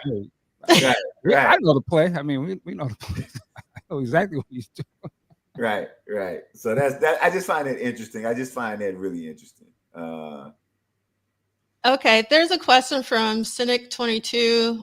Is Kristen Scott Thomas Prince's greatest discovery? No. Hey, her resume, brother Sneak 22, her resume gives, let's put it this way, her resume gives her a good argument.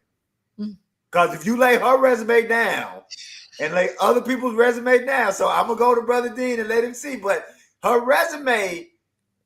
Impressive. Right? Sure. But come on, we talk Sheila E. Say that now is Sheila a discovery, though? Is Sheila a discovery? Oh, well, okay. Well, I don't. You define the terms, and right. That's right. I listen to the rules first. Yeah, I'm you're right, Celie. Ain't no way. Yeah. Ain't no way. Because the argument is all could be made that Sheila had an actual professional career before she met Prince. I mean, she did. I mean, she had toured with. But I didn't know about it. So it was discovered through Prince for me. So that's how I answered the question. Brother, listen, that don't count to me. Yeah, I didn't know nothing about that. That little stint she did with Marvin Gaye, that don't mean nothing. Yeah, I never heard it until after I heard Prince. So, oh my God, I love you, Michael D. She would have just been in the background in the credits, and she would have been a dope session. If he was in the game, you probably would have knew about her. But me as a consumer, nope. Wouldn't know nothing about it. Oh. But I understand the question. I can respect the question. But I would, as you said earlier, hard no. How about that? But you know what? I think it's a really good question in general to talk about what people did after Prince, right? Right. I think that's a really good question to think about the people who went on and the lives they had after Prince. And also the one thing that people talk about Prince is his ability to inspire you to do things you didn't think you could do. Because to Brother Dean's point, Sheila was not seen as a singer before she got with Prince. Sheila did not see herself as a singer, right? And so Sheila tells the story that Prince says, I want you to sing. And Sheila says, I don't sing. So, to Brother Dean's point, maybe Prince could be credited for, if you want to say when Brother Dean said how we define the terms, he may not have discovered Sheila the musician, but he definitely could be given credit for discovering Sheila the superstar. Yeah, actually, you said something different than I thought you were going to say. I kind of agree with that. The one thing I was going to say, and I always found it odd that Sheila responded that way, is that she recorded 2 albums with her father in the 70s. And on one of them in particular, Happy Together, she does a lot of singing. It's one of my favorite things that she's ever done, actually.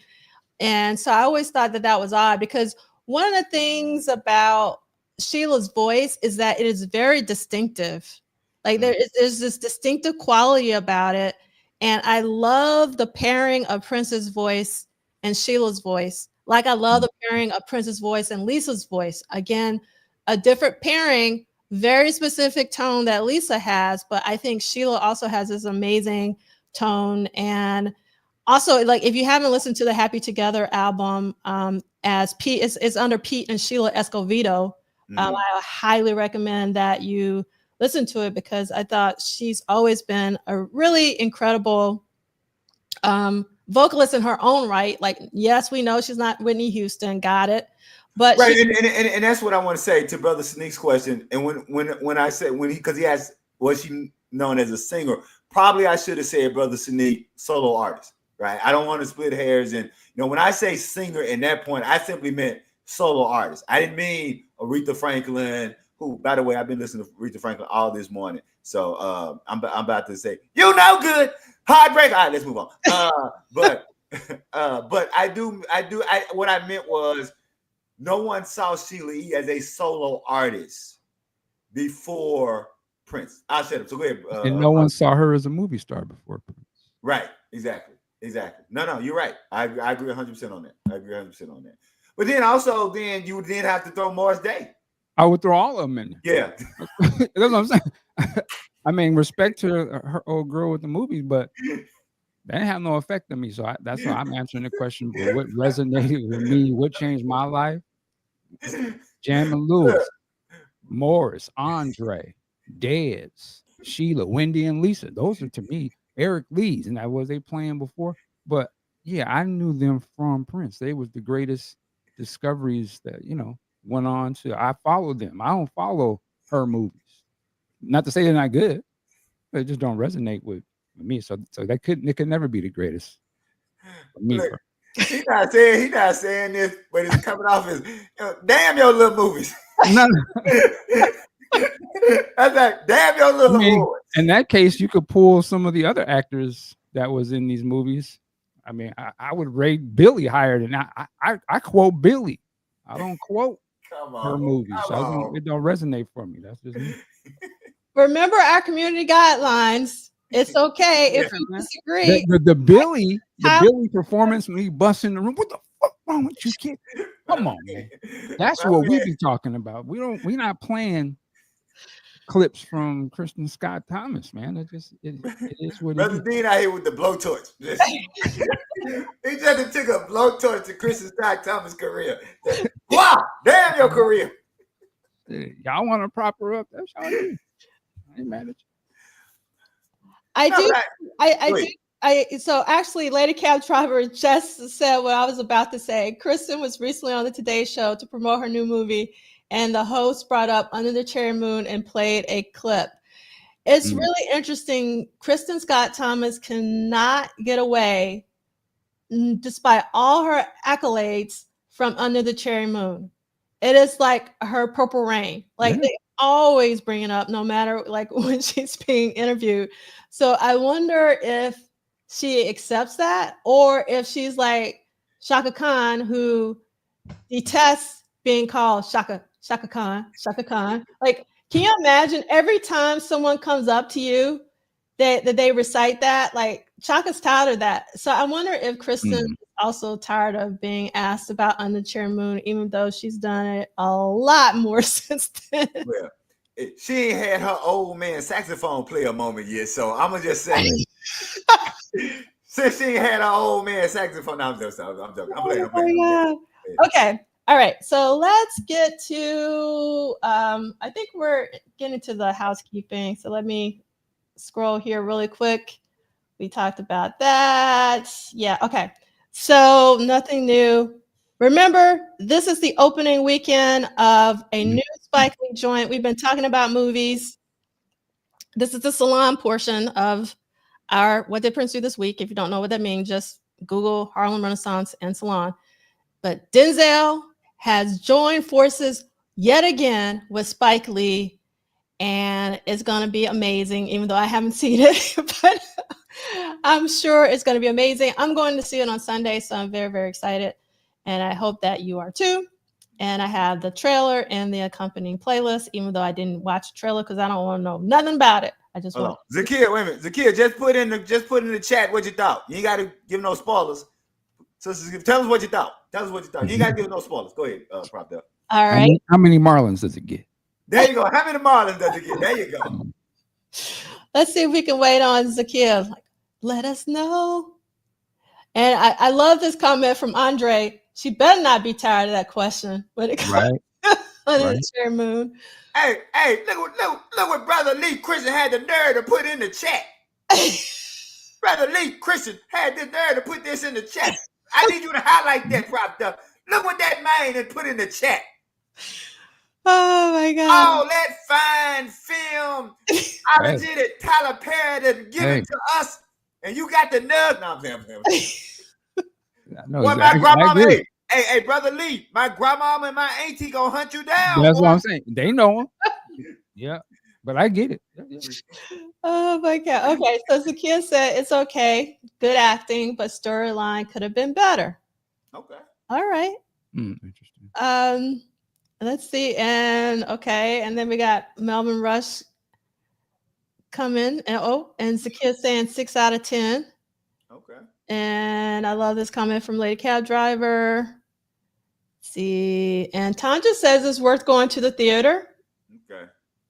It's Denzel, man. Yeah, it's Denzel. I mean, I'm going. Yeah.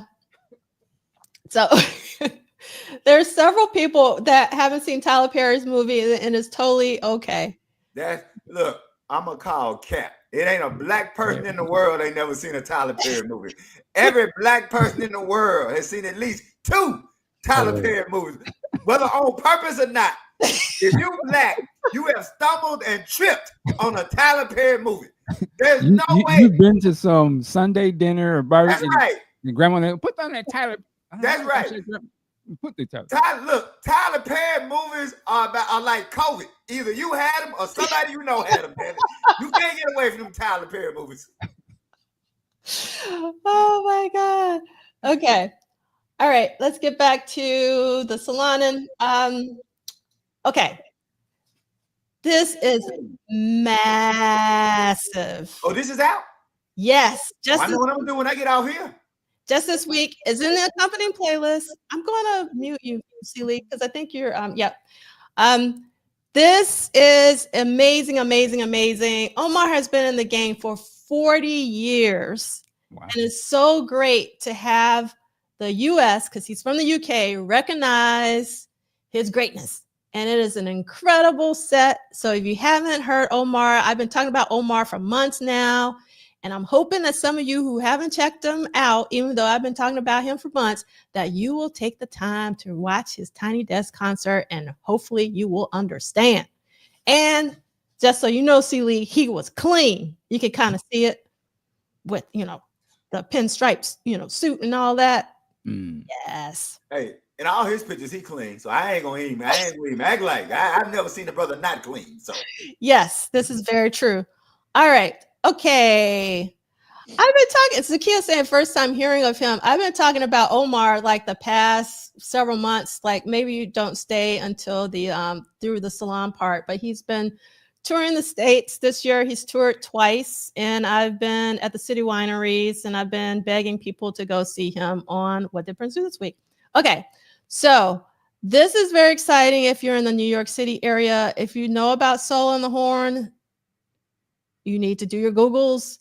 But it is a very long-standing, I don't know what you call it, just really amazing musicians. Natasha Diggs is the person, and she's been doing Soul on the Horn for about 10 years, actually 10 years, because they're about to celebrate the 10th anniversary of Soul on the Horn. And Asulande is going to be here on August 22nd alongside Dwele. I haven't seen Dwele in a long time. So if you're in the area, please do. And then we've already talked about this, the Black Radio Experience that's happening August 29th and 31st. And for those of you who are in Minneapolis, this is really important to me. I hope you guys know that I've been talking about Corey Henry almost every week. And Corey Henry is going to be in Minneapolis. So he's going to be in Minneapolis September 15th. Through something that the Mint Conditions keyboardist and songwriter Lawrence L. is putting together. And not only is it going to be Corey Henry, it's going to be your favorite vocalist Stokely, as well as one of my favorite drummers, Chris Daddy Dave. And there's going to be Rick from Mint Condition and a lot more other people. But if you haven't seen Corey Henry, I've been talking about Corey Henry probably since we started doing What Did Prince Do This Week. Please go see Corey Henry in Minneapolis, September 15th. All right. Bilal is going to be at the City Winery in Philadelphia on September 18th. He is on fire right now. I have seen Bilal live since he came out, and this year he is on fire. So I highly recommend that if you're in the area that you go see Bilal. If you haven't, for this particular album, Adjust Brightness, as well as live at Glass House. And speaking of Soul on the Horn has done a collaboration. Soul on the Horn is putting out a compilation, and they just released a second single, which features Bilal. And the name of the song is Live On. And it is amazing, especially if you like old school Bilal, where from his first record, Firstborn Second. Okay. You'll really love this track. So this is in the accompanying playlist. Check it out. And for my Seattle people, which is Michael Dean, as well as Theo, Bilal is coming to Seattle, and you can see him for free on Saturday, October 4th at this block party. So put that in your calendars because you got to see Bilal. All right. Okay. That's our music. Purple World. Let's try to give these tickets away one more time. So I want you to listen to me very closely. Do not put the answer to this question in the chat if you're not going to go to the show. I'm trying to give away these amazing tickets to the Jesse Johnson show on August 29th at 8 p.m. at Yoshi's in Oakland. So if you don't have a way to get to Oakland on August the 29th, please do not answer. Okay. The question this time around is, what were the two groups that Jesse produced in the 80s? Again, if you do not want these tickets, do not respond in the chat. Do not respond in the chat if you do not want these tickets.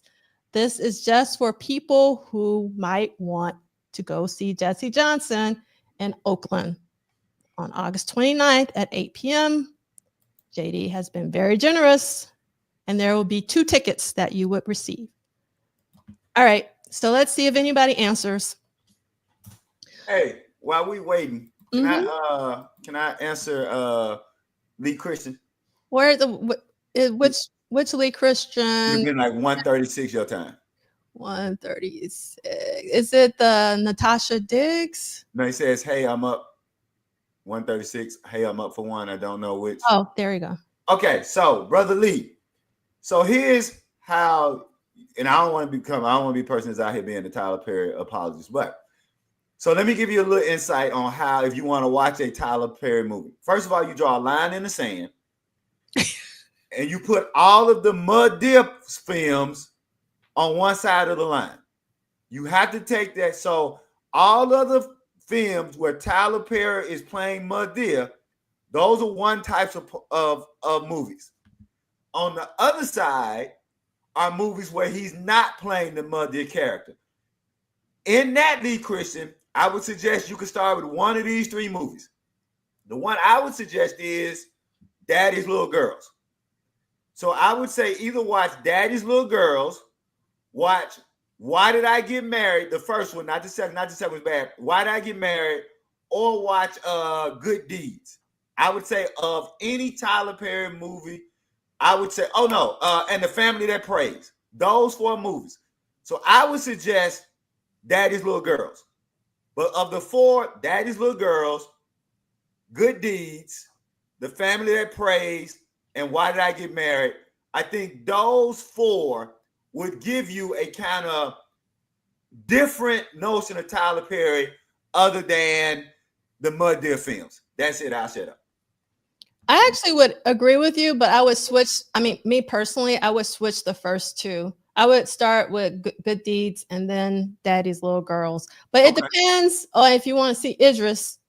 Yeah. If you want to see Idris, then you want to go with Daddy's Little Girls. And I can understand why, because Idris is one of my favorite actors. I love him as an actor. The Wire. But I'm glad you said Good Deeds, because I always wonder. I'm glad that, because I always thought Good Deeds was a good movie, and I didn't. So I'm glad you said start with Good Deeds, because I like people talking about that, right? Yeah.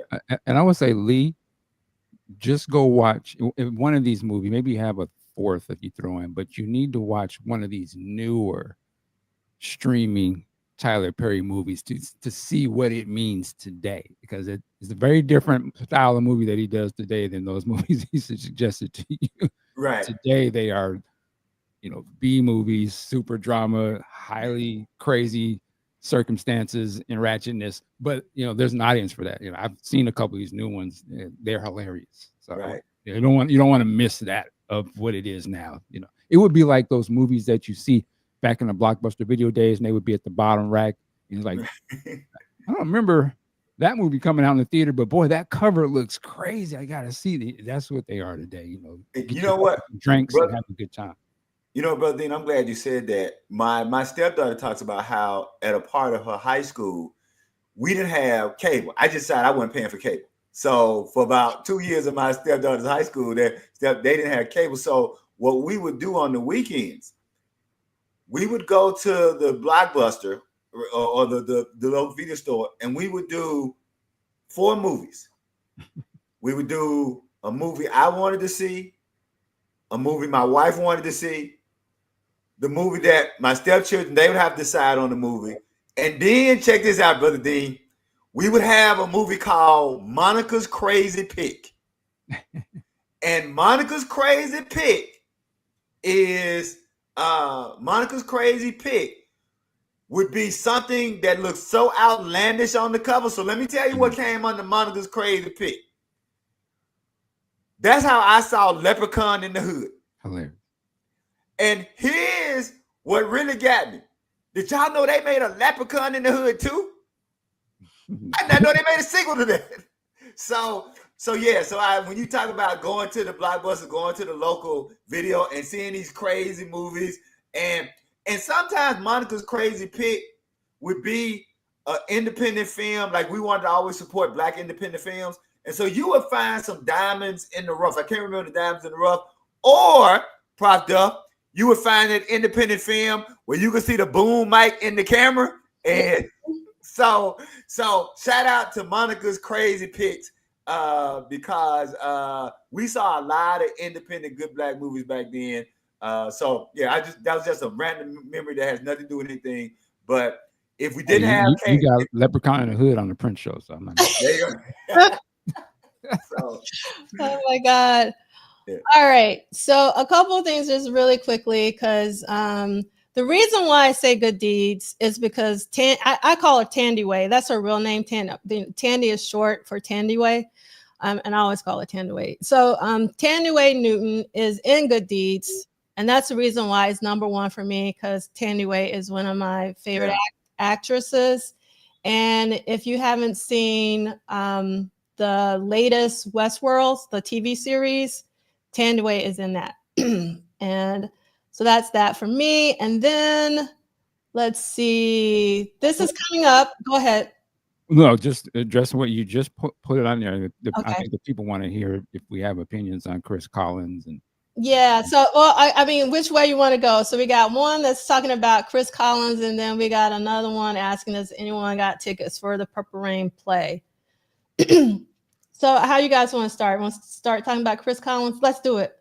Sure. Go ahead, Michael D. I will say this. When it was announced who he was, I seen the video. I was like, oh, I remember I've seen this kid online before doing some Prince thing. And I think I even shared it at some point. So my quick thought is to say, you know what? Salute to Chris Collins and also the sister Webb. I don't know her first name. Was it Rebecca Webb? She's playing Apollonia. And I'm sorry if I'm saying her name wrong. I think it's great.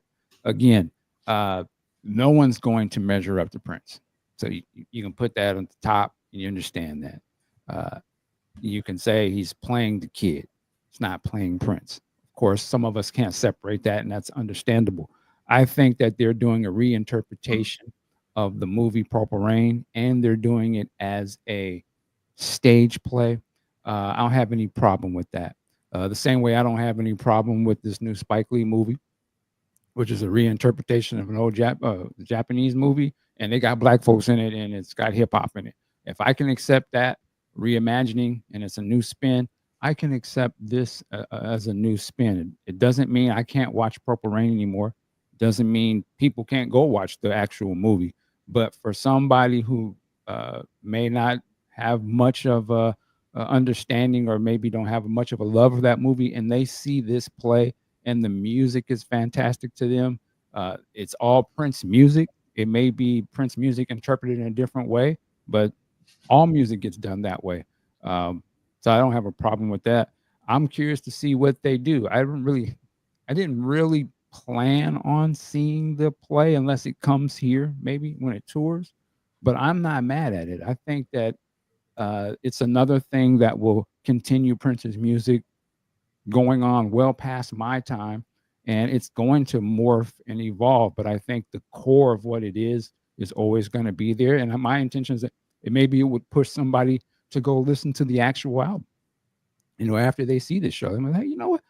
I kind of see what my uncle or my dad used to say about Prince. Yeah, I like some of these songs. I heard it in this way, and maybe they fall in love with that, and maybe it becomes a big thing. That wouldn't be bad, right? That would not be bad at all. It's putting Prince out there to other people. It's continuing the legacy, and I feel like in 20 years, we not going. Well, we might be here, but we should not be the forefront of this. It should be the next generation or the generation for that. They are be the ones that have to carry this on moving forward.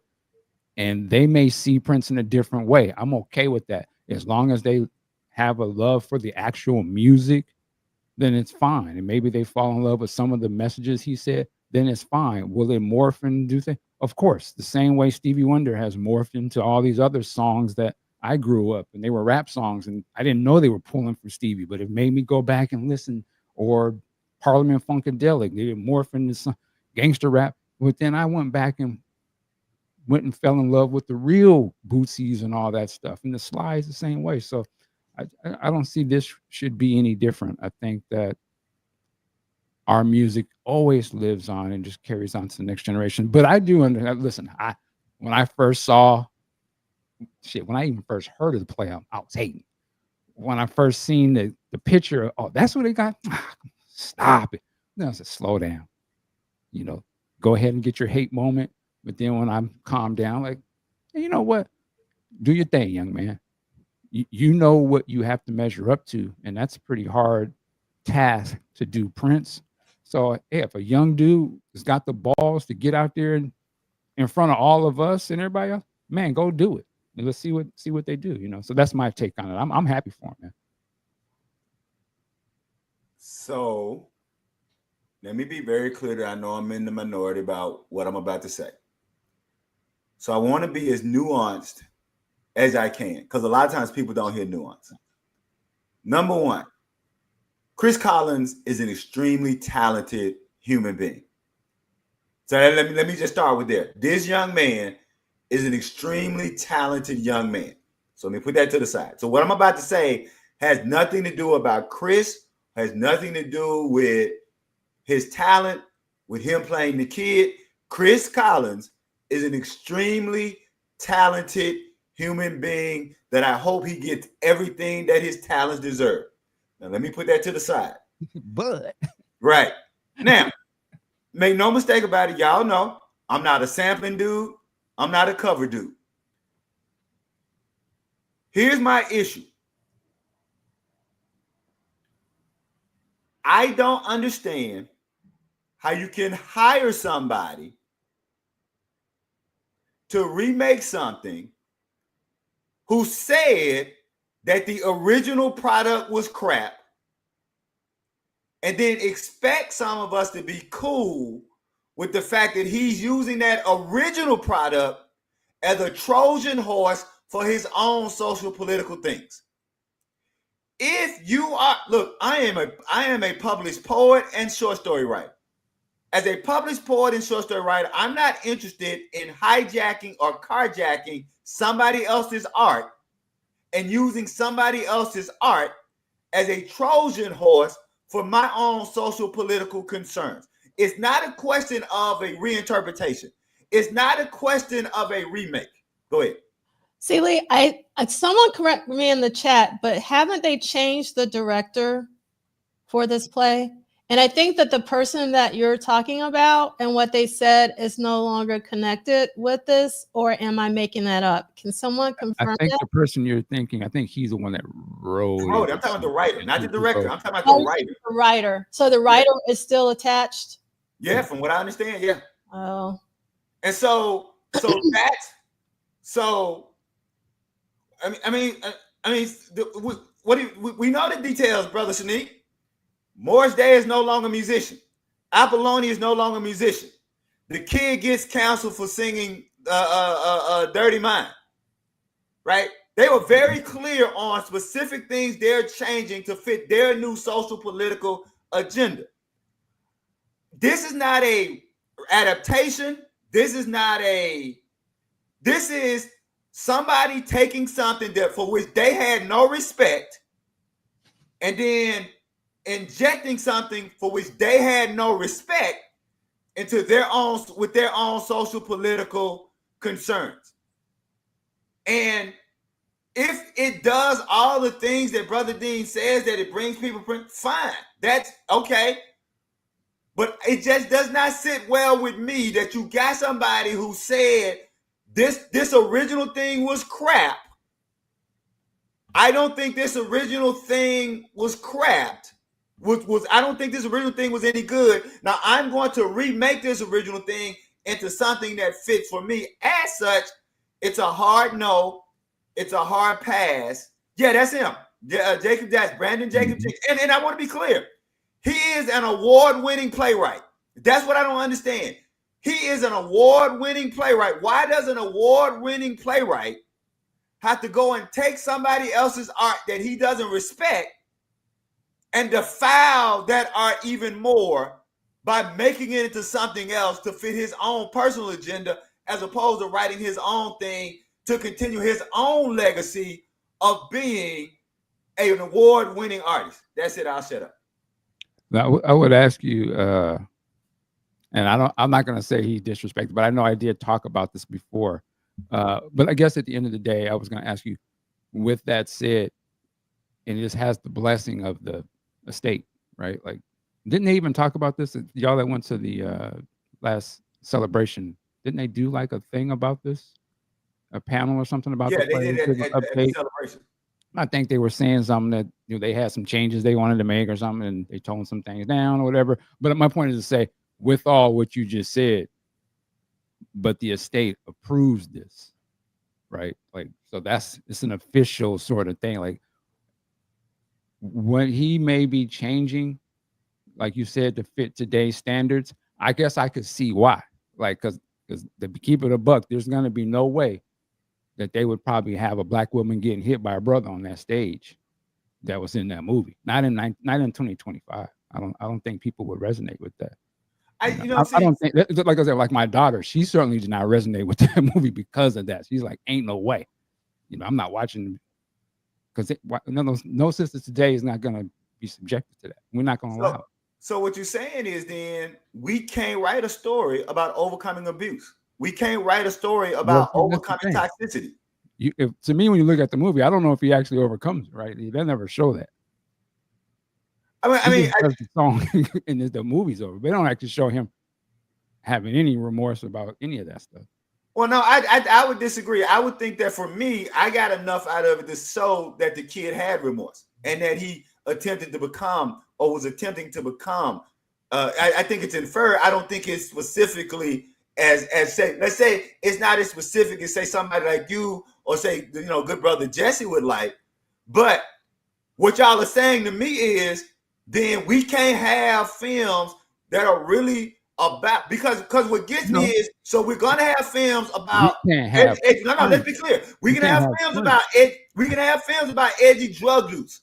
We can have films about lewd sexuality. We can have all those kind of films, but a film about somebody trying to overcome abuse and masculine sex, we can't have that, because what we're ultimately saying is we don't believe someone can overcome that, because we're saying we can't show it because we don't believe somebody can overcome that. No, but I'm thinking, no, to me, it's the same reason you can't have that documentary. It's not that you can't show these things, but you're not going to have the estate show these things for something that is what they're representing. So you can do those things. Those movies will be made. I'm just saying, you're not going to have Prince, and the people who put Prince out they're not going to, no way in hell they're going to have you question wanting to go buy some more product. So that's why, that play is probably not going to deal with that, for the reasons why it would be too controversial. And my point is to say, it's the same reason why you're not going to see that documentary, because you can't show just what you just said. Yeah, you can't really show it when it comes to Prince, because it's coming from the estate. That's their job. Like, they're not going to show you something like that with him, because it's a business. But here's the problem with that. So then what you're saying is they should have never released the 40th anniversary of the movie. Well, right? They didn't. Warner Brothers did. Right. Well, what I'm saying. So what you're saying, but that's what I'm saying. that then we Well, it's should the same we reason should, why they'll pull off a certain song off of something if it's too controversial, right. I mean, i.e., extra lovable or something, right? right. Those songs can be made, but there's just no way we're going to put that out. Yeah, but I think that the difference between Extra Lovable and the content we're talking about in Purple Rain is that in the content that we're discussing in Purple Rain, there is a narrative arc in which we see someone attempting to overcome as opposed to making a particular statement, right? And I want to be clear. I want to be clear. I'm not I'm not sitting up here trying to convince other people not to see it. That is not my point. My point is not saying, well, see, Lee is not seeing it. I'm talking about my own, just like everybody has their own artistic and moral sensibilities. For me, as a writer, as a poet and a short story writer who tries to write about people in narrative arts, I think it does a disservice both to the message of the power. Number one, if Morris Day and Apolloni are not musicians, it does a disservice to the film of the message of the power of music in people's lives. That's number one. And number two, if you overly sanitize the thing, what you are saying is that men are incapable of overcoming toxicity. Yeah, I understand your point. I think there's other ways of showing that without showing the lead of it doing those things in the same way that we saw it before, if that makes any sense. I think it can be conveyed in a different way. But then again, if this was written or put out by somebody other than the people who stand to benefit from it, then yeah, they let it ride. But I can understand why they would change that. And because it is made by younger people or behind it, the things that are presented in that movie back in the 80s, they're not rocking with today. They're just the climate of the world, right? And if they're the ones behind putting it out, I can see why they would be uncomfortable showing certain things like that. It doesn't resonate to them. And like you said, there is a certain love for Prince that we have that was probably different from people that didn't necessarily grow up with it in real time. Not to say it's any better or anything, but they have other aspirations behind what it may mean to them. It means different to them. And again, I can understand why this is a business, so they're probably not going to show. Again, like I said, it's a Black woman getting hands put on her, regardless of we can overcome it or not. I think that they would be too uncomfortable showing that, and they don't want to make the audience uncomfortable. At the end of the day, they're there to sell tickets. They're not there to change your life or to show you what you can overcome. They're there to celebrate this music and want you to walk away and have a great time with it. I think at the end of the day, right? And that's just my thing. No, and I would say, and to your point, because I want to be clear that I'm very mindful and understand everything and agree with a lot with what Brother Dean is saying. And it's probably be a bad example, but to the point, the estate's job is to do for Prince what the Elvis Presley estate and what Priscilla Presley did for Elvis, right? I think that while a lot of us who may know some things about Elvis, basically the estate and Priscilla Presley job was to sell Elvis, and they gave us the best face of Elvis, and they were able to put Elvis. And so to Brother Dean's point, that's the job of the estate, right? The job of the estate is to put Prince in the best light. And so I agree with that. That's why I was saying to people that for me, what this work of art, but then we also have to come from a point. I'm also coming from a point. I'm not a big covers or sample person either. I'm not a big, I don't like adaptations anyway. I think that as artists, you should make your own art. Stop messing with other people's art and make your own art. And so because I'm coming from that, this hits me in a way that I'm not as open to remakes and adaptations the way. In fact, and I'll end on this one. I'll be the first to say that Chris Rock's remake of Heaven Can Wait is funny. I still didn't like him remaking Heaven Can Wait because I like Heaven Can Wait. So I'll stop on that. Well, yeah, no, I agree with you. I guess, again, there's probably somebody saying that about the Spike Lee movie coming out today. Right, exactly. Exact same thing. But I don't have any connection to that original movie. I'm coming to see Denzel. I'm coming to see Spike. And hopefully I'll like it, and maybe they push me to go see the original movie. But I'm going to go see Highest to Lowest with ASAP Rocky. We done took over that, and so it's the same thing we doing with this, and we celebrating. So I mean, I can't be mad if somebody else is doing that. Now, if it's whack, then yeah, we'll tear it apart.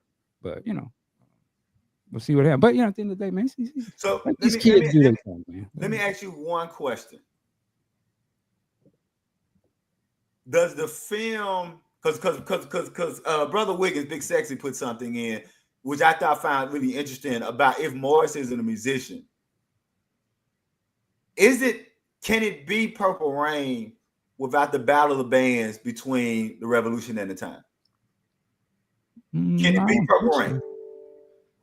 On its surface, I would say no, but there might be somebody a little more creative than me that may be able to present the exact same themes of competition, but if they were programmers or something, but it still came across the same way. That could be a case too, right?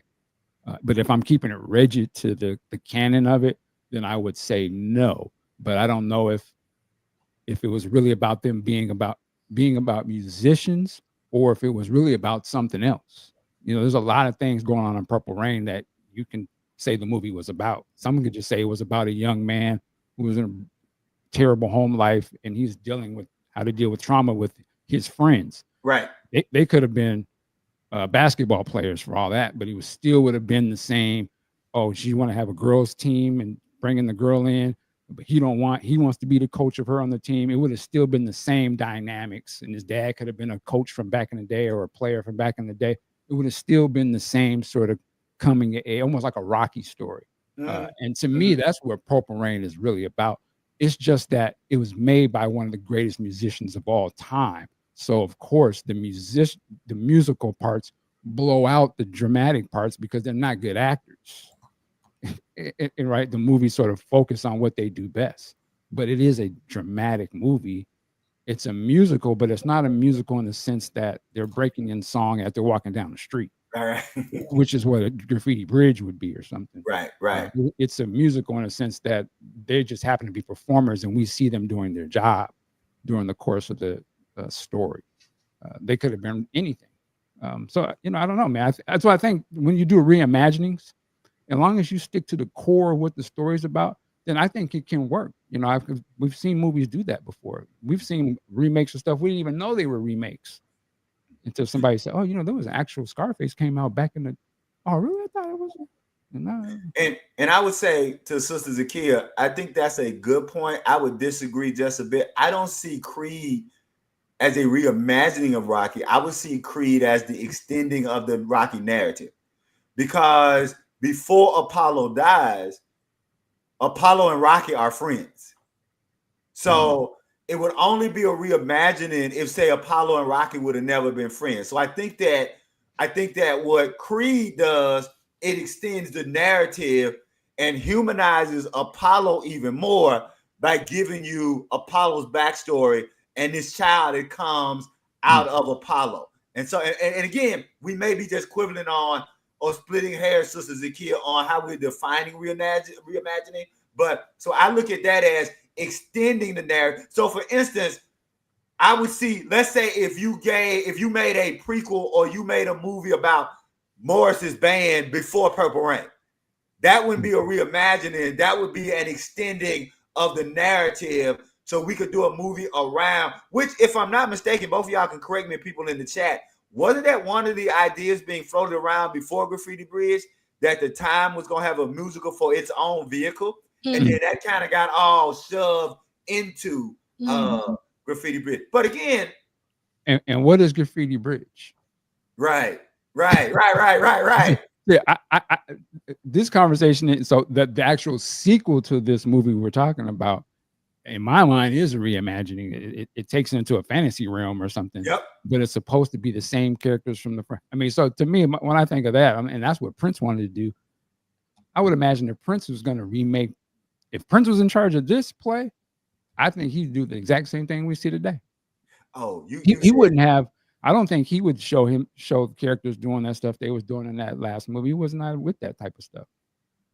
Like today, so to me, we would be arguing the same thing, but I guess it'd be Prince's call. But to me, a Purple Rain remake would not be the movie we saw if Prince was in charge of it, in my opinion. Right. I think he would have took all of that stuff. He would have gave us Graffiti Bridge 3.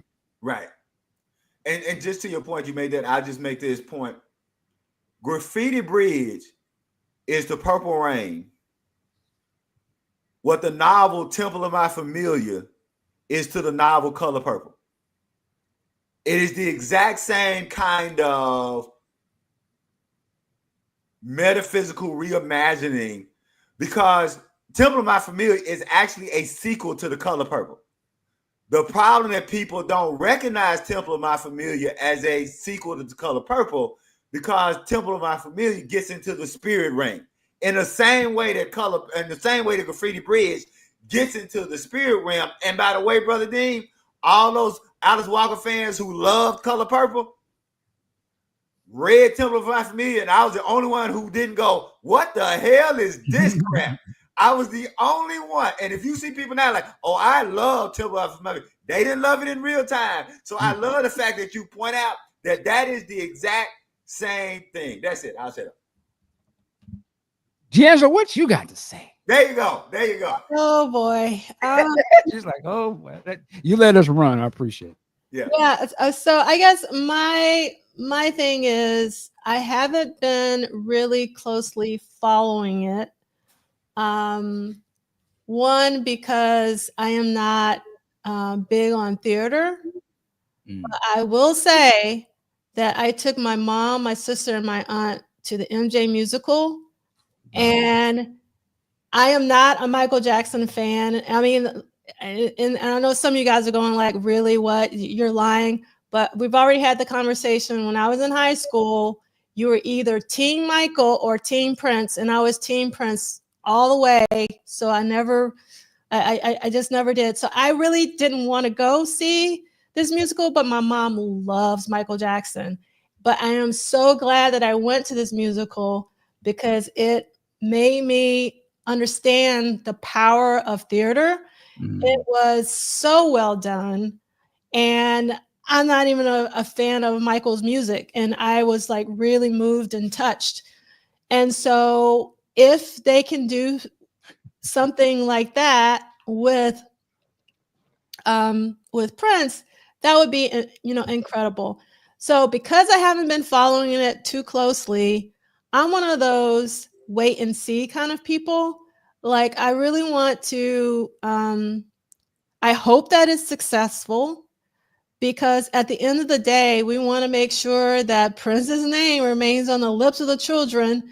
And if this is a way for that to happen, and as long as Prince is seen in, a good light, and in my light is one of the greatest, if not the, in my personal opinion, he is the greatest musician who has ever lived. But a lot of people might not agree with that. But if they can at least say he's one of the greatest who has ever lived, and people understand that through this musical, then that would be really fantastic. So I say all that to say, I look forward to seeing it. I hope it does very well. My only concern, because I didn't go to Celebration this year. I went to Celebration last year when they did the preview. And I was upset with the person that they had cast as Jerome. So someone in the chat had asked, who's playing Morris? What I want to know is who's playing Jerome. Because when I saw the way, maybe it wasn't the actor, maybe it was the director in directing that person to perform in that way. I just remember saying to myself, if Jerome was here right now, he would not be happy. So that's my only concern. And like Rachel Webb, who's playing Apollonia, she has an amazing voice. And Chanel in the chat has been like giving us so much like food for thought. And I think I'm assuming that Chanel is correct, and that it's going to be more like a jukebox musical where it's really about the music and the songs. So can I interject there? Sure. I think she might be confusing the Broadway play with the Ryan Coogler project. Okay. The Ryan Coogler project is going to be the jukebox musical. But I thought I heard that Ryan Coogler is not a fit. So that's the thing. I haven't been following this conversation, and it's getting really confusing for me because I thought I had read or heard that Ryan Coogler is not affiliated with this, even though it had said that he was. That's a good. There's some conflicting information on that. There was an article from the Star Tribune. It was like Ryan Coogler's directing this, and then I heard that it's actually his wife is the producer or something, and he's maybe going to help. They're probably just putting his name attached to it just to kind of give it some, a little bit more shine and promo. Right. Yeah. Yeah. So for me, it's like I'm glad that they're doing it because anything is really important to keep Prince centered in today's narrative, like just in terms of what's going on. And if that's one way to do it, then I'm all for it as long as Prince is seen in a good light at the end of the day. And I don't know, Chris, I hadn't been following him. I just watched like a little snippet to get a sense, and he seems amazing. So I'm sure he'll do an amazing job. So I hope that it's successful and it's done well. That's my prayer. Yeah, and if it isn't, please believe we'll be the first ones to tear it down. But we're gonna give them the benefit of the doubt and see what they do. Yeah, and let me be clear. Like, I've been wrong before. I don't have a problem if people go out and see it and they all say it's great and it wins all kinds of awards, right? I think at the end of the day,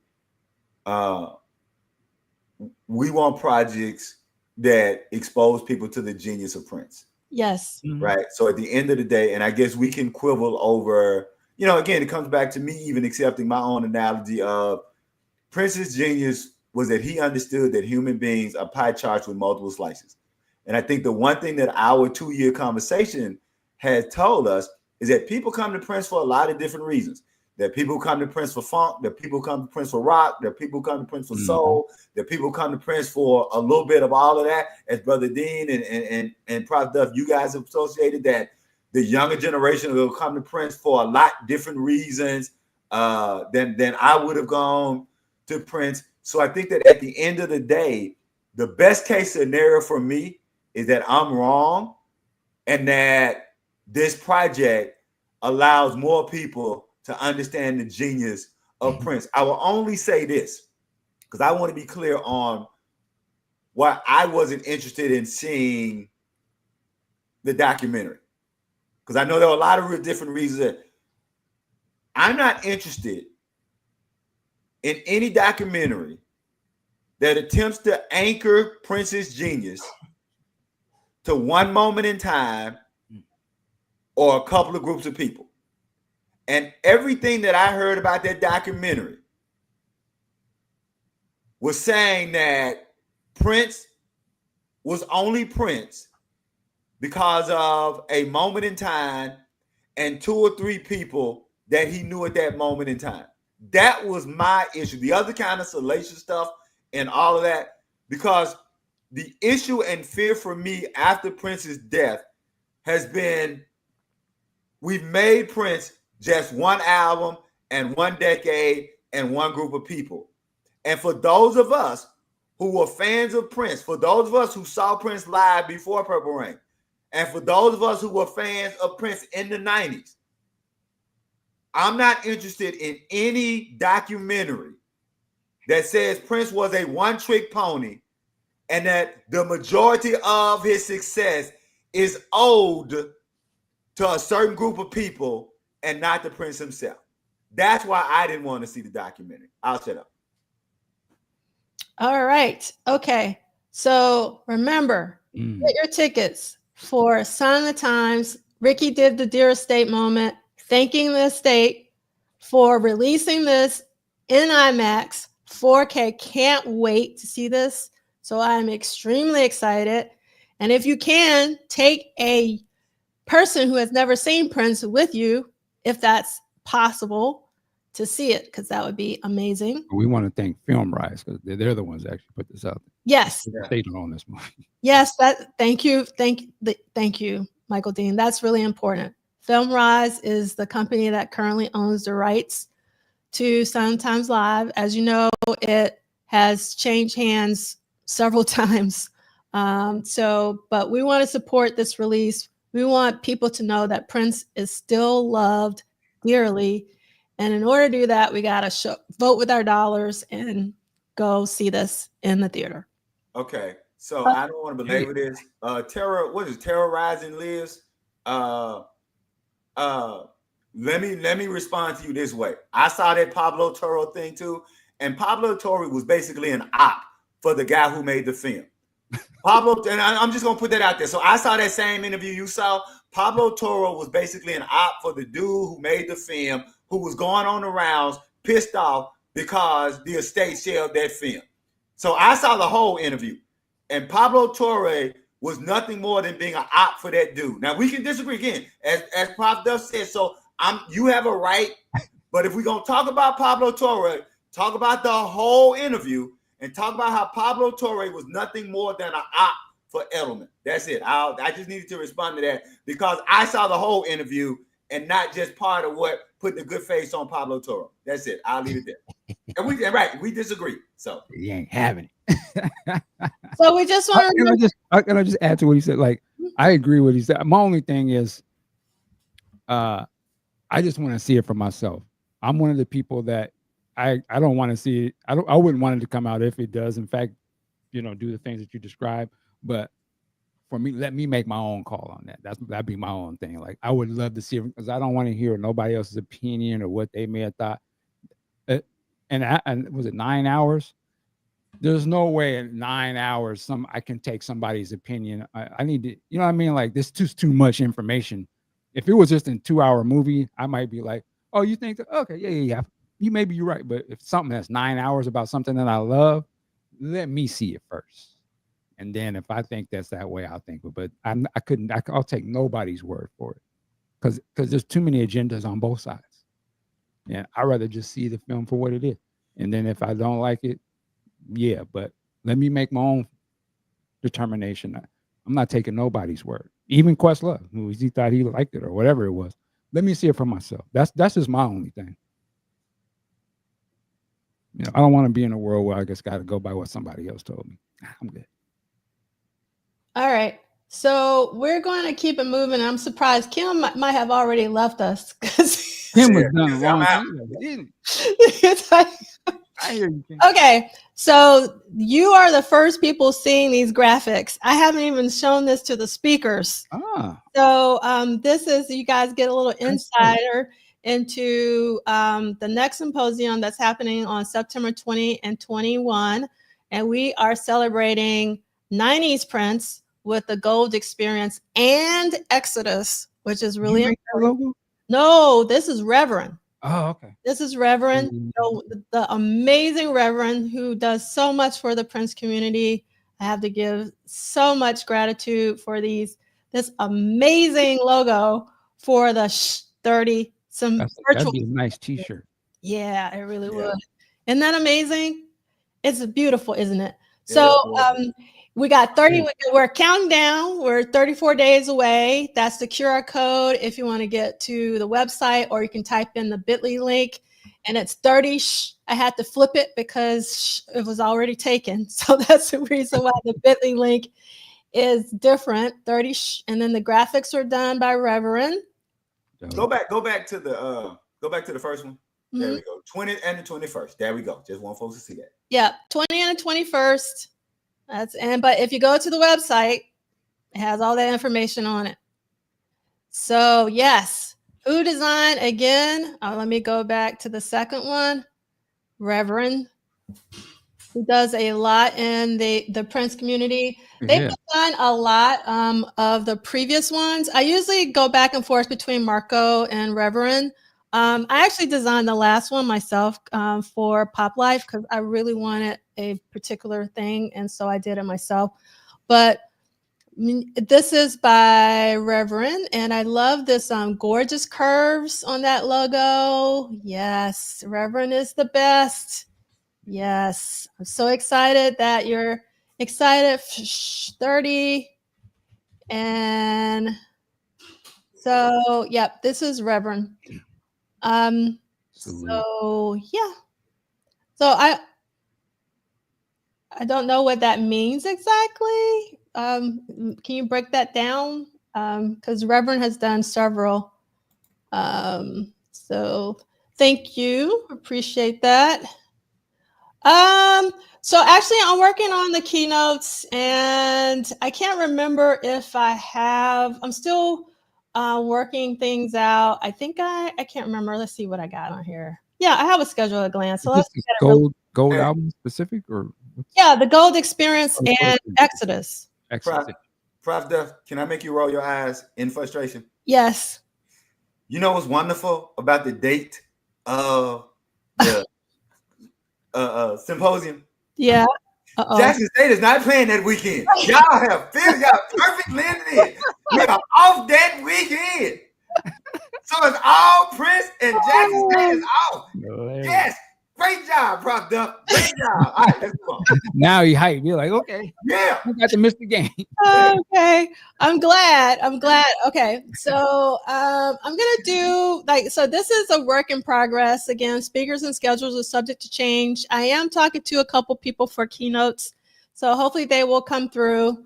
And let's see, let's do this so you can kind of see. I gotta change the font color. So there are going to be some Exodus and Gold Experience presentations by Edgar Krauser, who does the best presentations ever, Chris Bournet, Adam Rudiger from Australia, and Andrew Scott. And then we're going to have our normal session of What Did Prince Do This Week, but it's going to be on Zoom events like we did for Pop Life 40. Okay. So it won't be on YouTube. It's going to be on Zoom events. And it's going to be quick. So yeah, it's going to be quick. It's going to be an hour. We have a hard deadline, so it won't be like today. And then we're going to have the For You Crew Plus One Music Snob Roundtable with the For You Crew plus Arthur.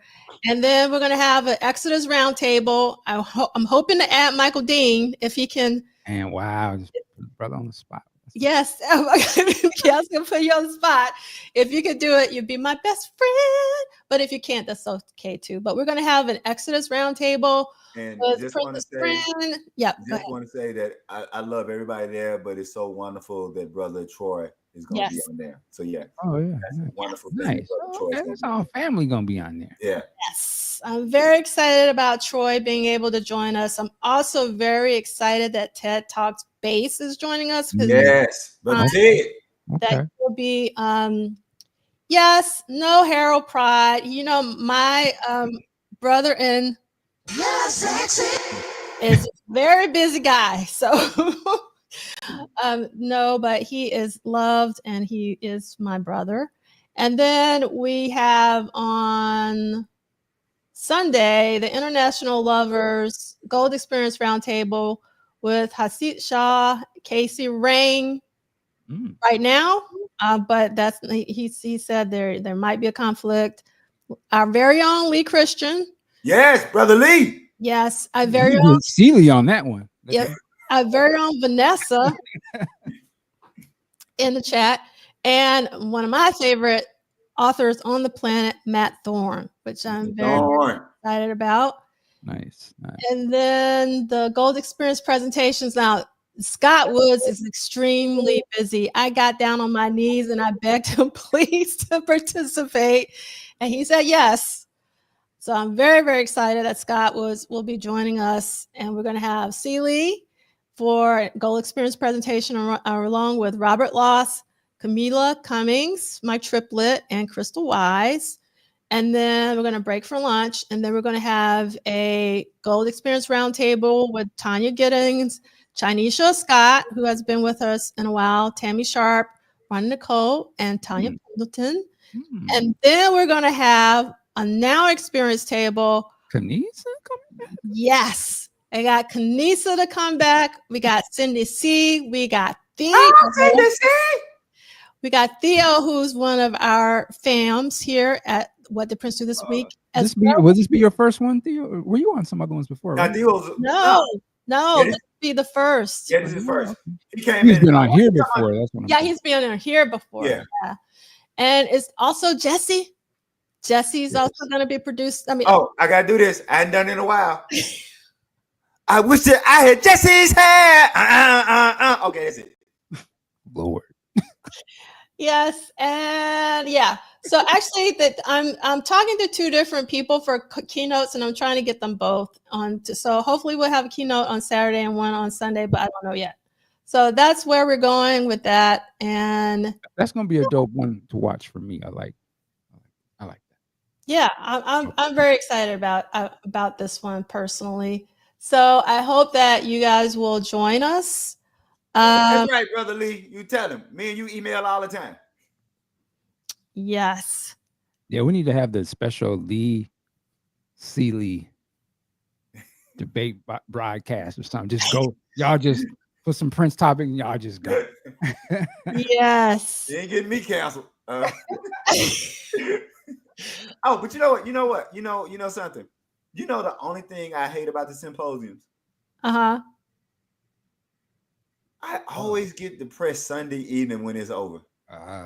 Yeah. It's like you gotta go back to school. It's like summer's over, and it's like you gotta go back to the real world. Like I don't know if that's for anybody else, but like right at the end, especially when you're doing the debriefing at the end, and then when everybody like when you sign off, and I'm just sitting there looking at that blank ass screen, like, well, shit, I gotta go back to the regular non-purple world. So anyway, I'm gonna enjoy my Saturday and Sunday because that lets me know how much fun I have at the symposiums, because it lets me know how much love, despite the disagreements, despite how we all get on and get off each other, those symposiums let me know how much love is in the atmosphere that you created. Because I always feel a letdown on Sunday evening afterwards. But then the great thing about it is you have them saved, and so we can go watch them all over again after that. That's it. I'll shut up.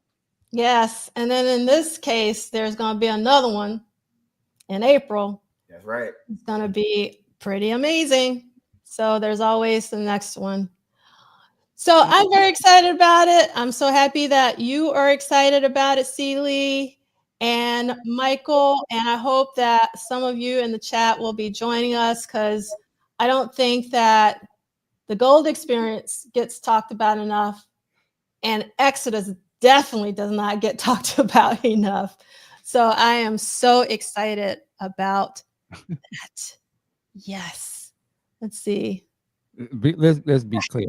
Ain't no battle between me and CD. We are brothers. That's right. So we just chopping up good game and conversation. That's all.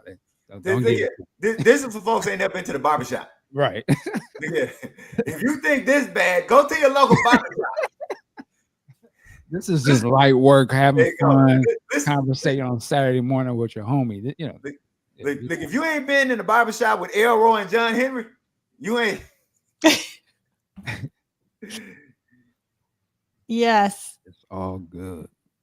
All right. Okay.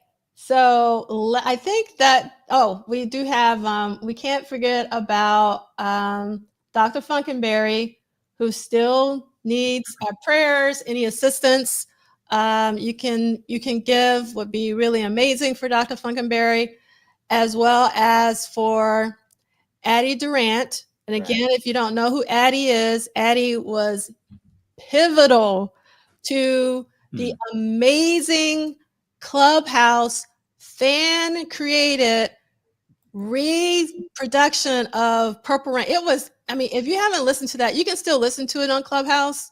It was so amazing. And Addie was a huge part of making that happen. So if you could help out, that would be amazing, or send her words of encouragement. And then Des Dickerson also has a GoFundMe. So if you can give in any way or just lend a kind word, please do. And don't forget that we have an accompanying playlist that you can find on my YouTube channel all the way at the bottom. And there's tons and tons I've been adding in there today, like the Dance Electric, California Love, and all that kind of stuff.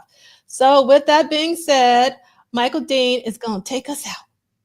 Ladies and gentlemen, first let me say, Kim, thank you. We got a little bit out there today, but we're in a rare form today. Yeah. I think it's because Kim is in New York and she ain't like, She's like, I got things to do. I'll see the rest of this later. Yeah, she wasn't with the belt standing by the door today, so she got to run a little bit. Salute to Celie, salute to D'Angela, salute to Ricky, man. Ricky came in. Blessings to that brother. Can't wait to see him next week. Y'all in the chat, y'all did your thing today. Thank you so much. Hey, we're gonna enjoy our weekend. Work it like a job. See you next time. Peace. Really quickly, does anybody know anything about this? Somebody sent me an email, but I hadn't clicked on it. But yeah, somebody, brother sent me an email and he asked me, he said, why is it gone? And I didn't even, well, you know what? Hold on. Let me do something right quick while we all here. Somebody get Ben on the line. What's going on with the site? Like what? I'm clicking on it because I had it in my tools right at the top. And it is not coming up. Never lie. I like that, Michael. Okay. Well, there you go. So yeah, it's not coming up. All right. Okay. So if somebody can figure out what's going on with it, it'd be kind of interesting to know. And to Brother Dean's point, that brother Ben, I want to be clear. Ben is a good dude. Okay, Rodney is saying. For those who don't originally movies, okay, all right. So I just want to say that Ben, for all of my issues I had with all the other moderators on there and what it became and evolved to, you can't find a better human being and a better Prince fan than Brother Ben. And so I want to give props. And wasn't Casey a moderator on there at one point, or Casey Rain, was he a moderator on there? Was he on there? Mm-hmm. Yeah. So that was so for somebody like me who eventually had issues with Prince.org, I just want to give a shout out to Brother Ben because that's a good dude. That's a solid dude. And he put together a great community for folks. And so shout out to all the people who volunteered their time to be moderators on there. We could disagree about what it is and what it became. But just like we talk about this, just like we talk about the Prince Vault, you can't talk about Prince and Prince fandom and Prince scholarship without Housequake. I was more of a Housequake person than a Prince.org person.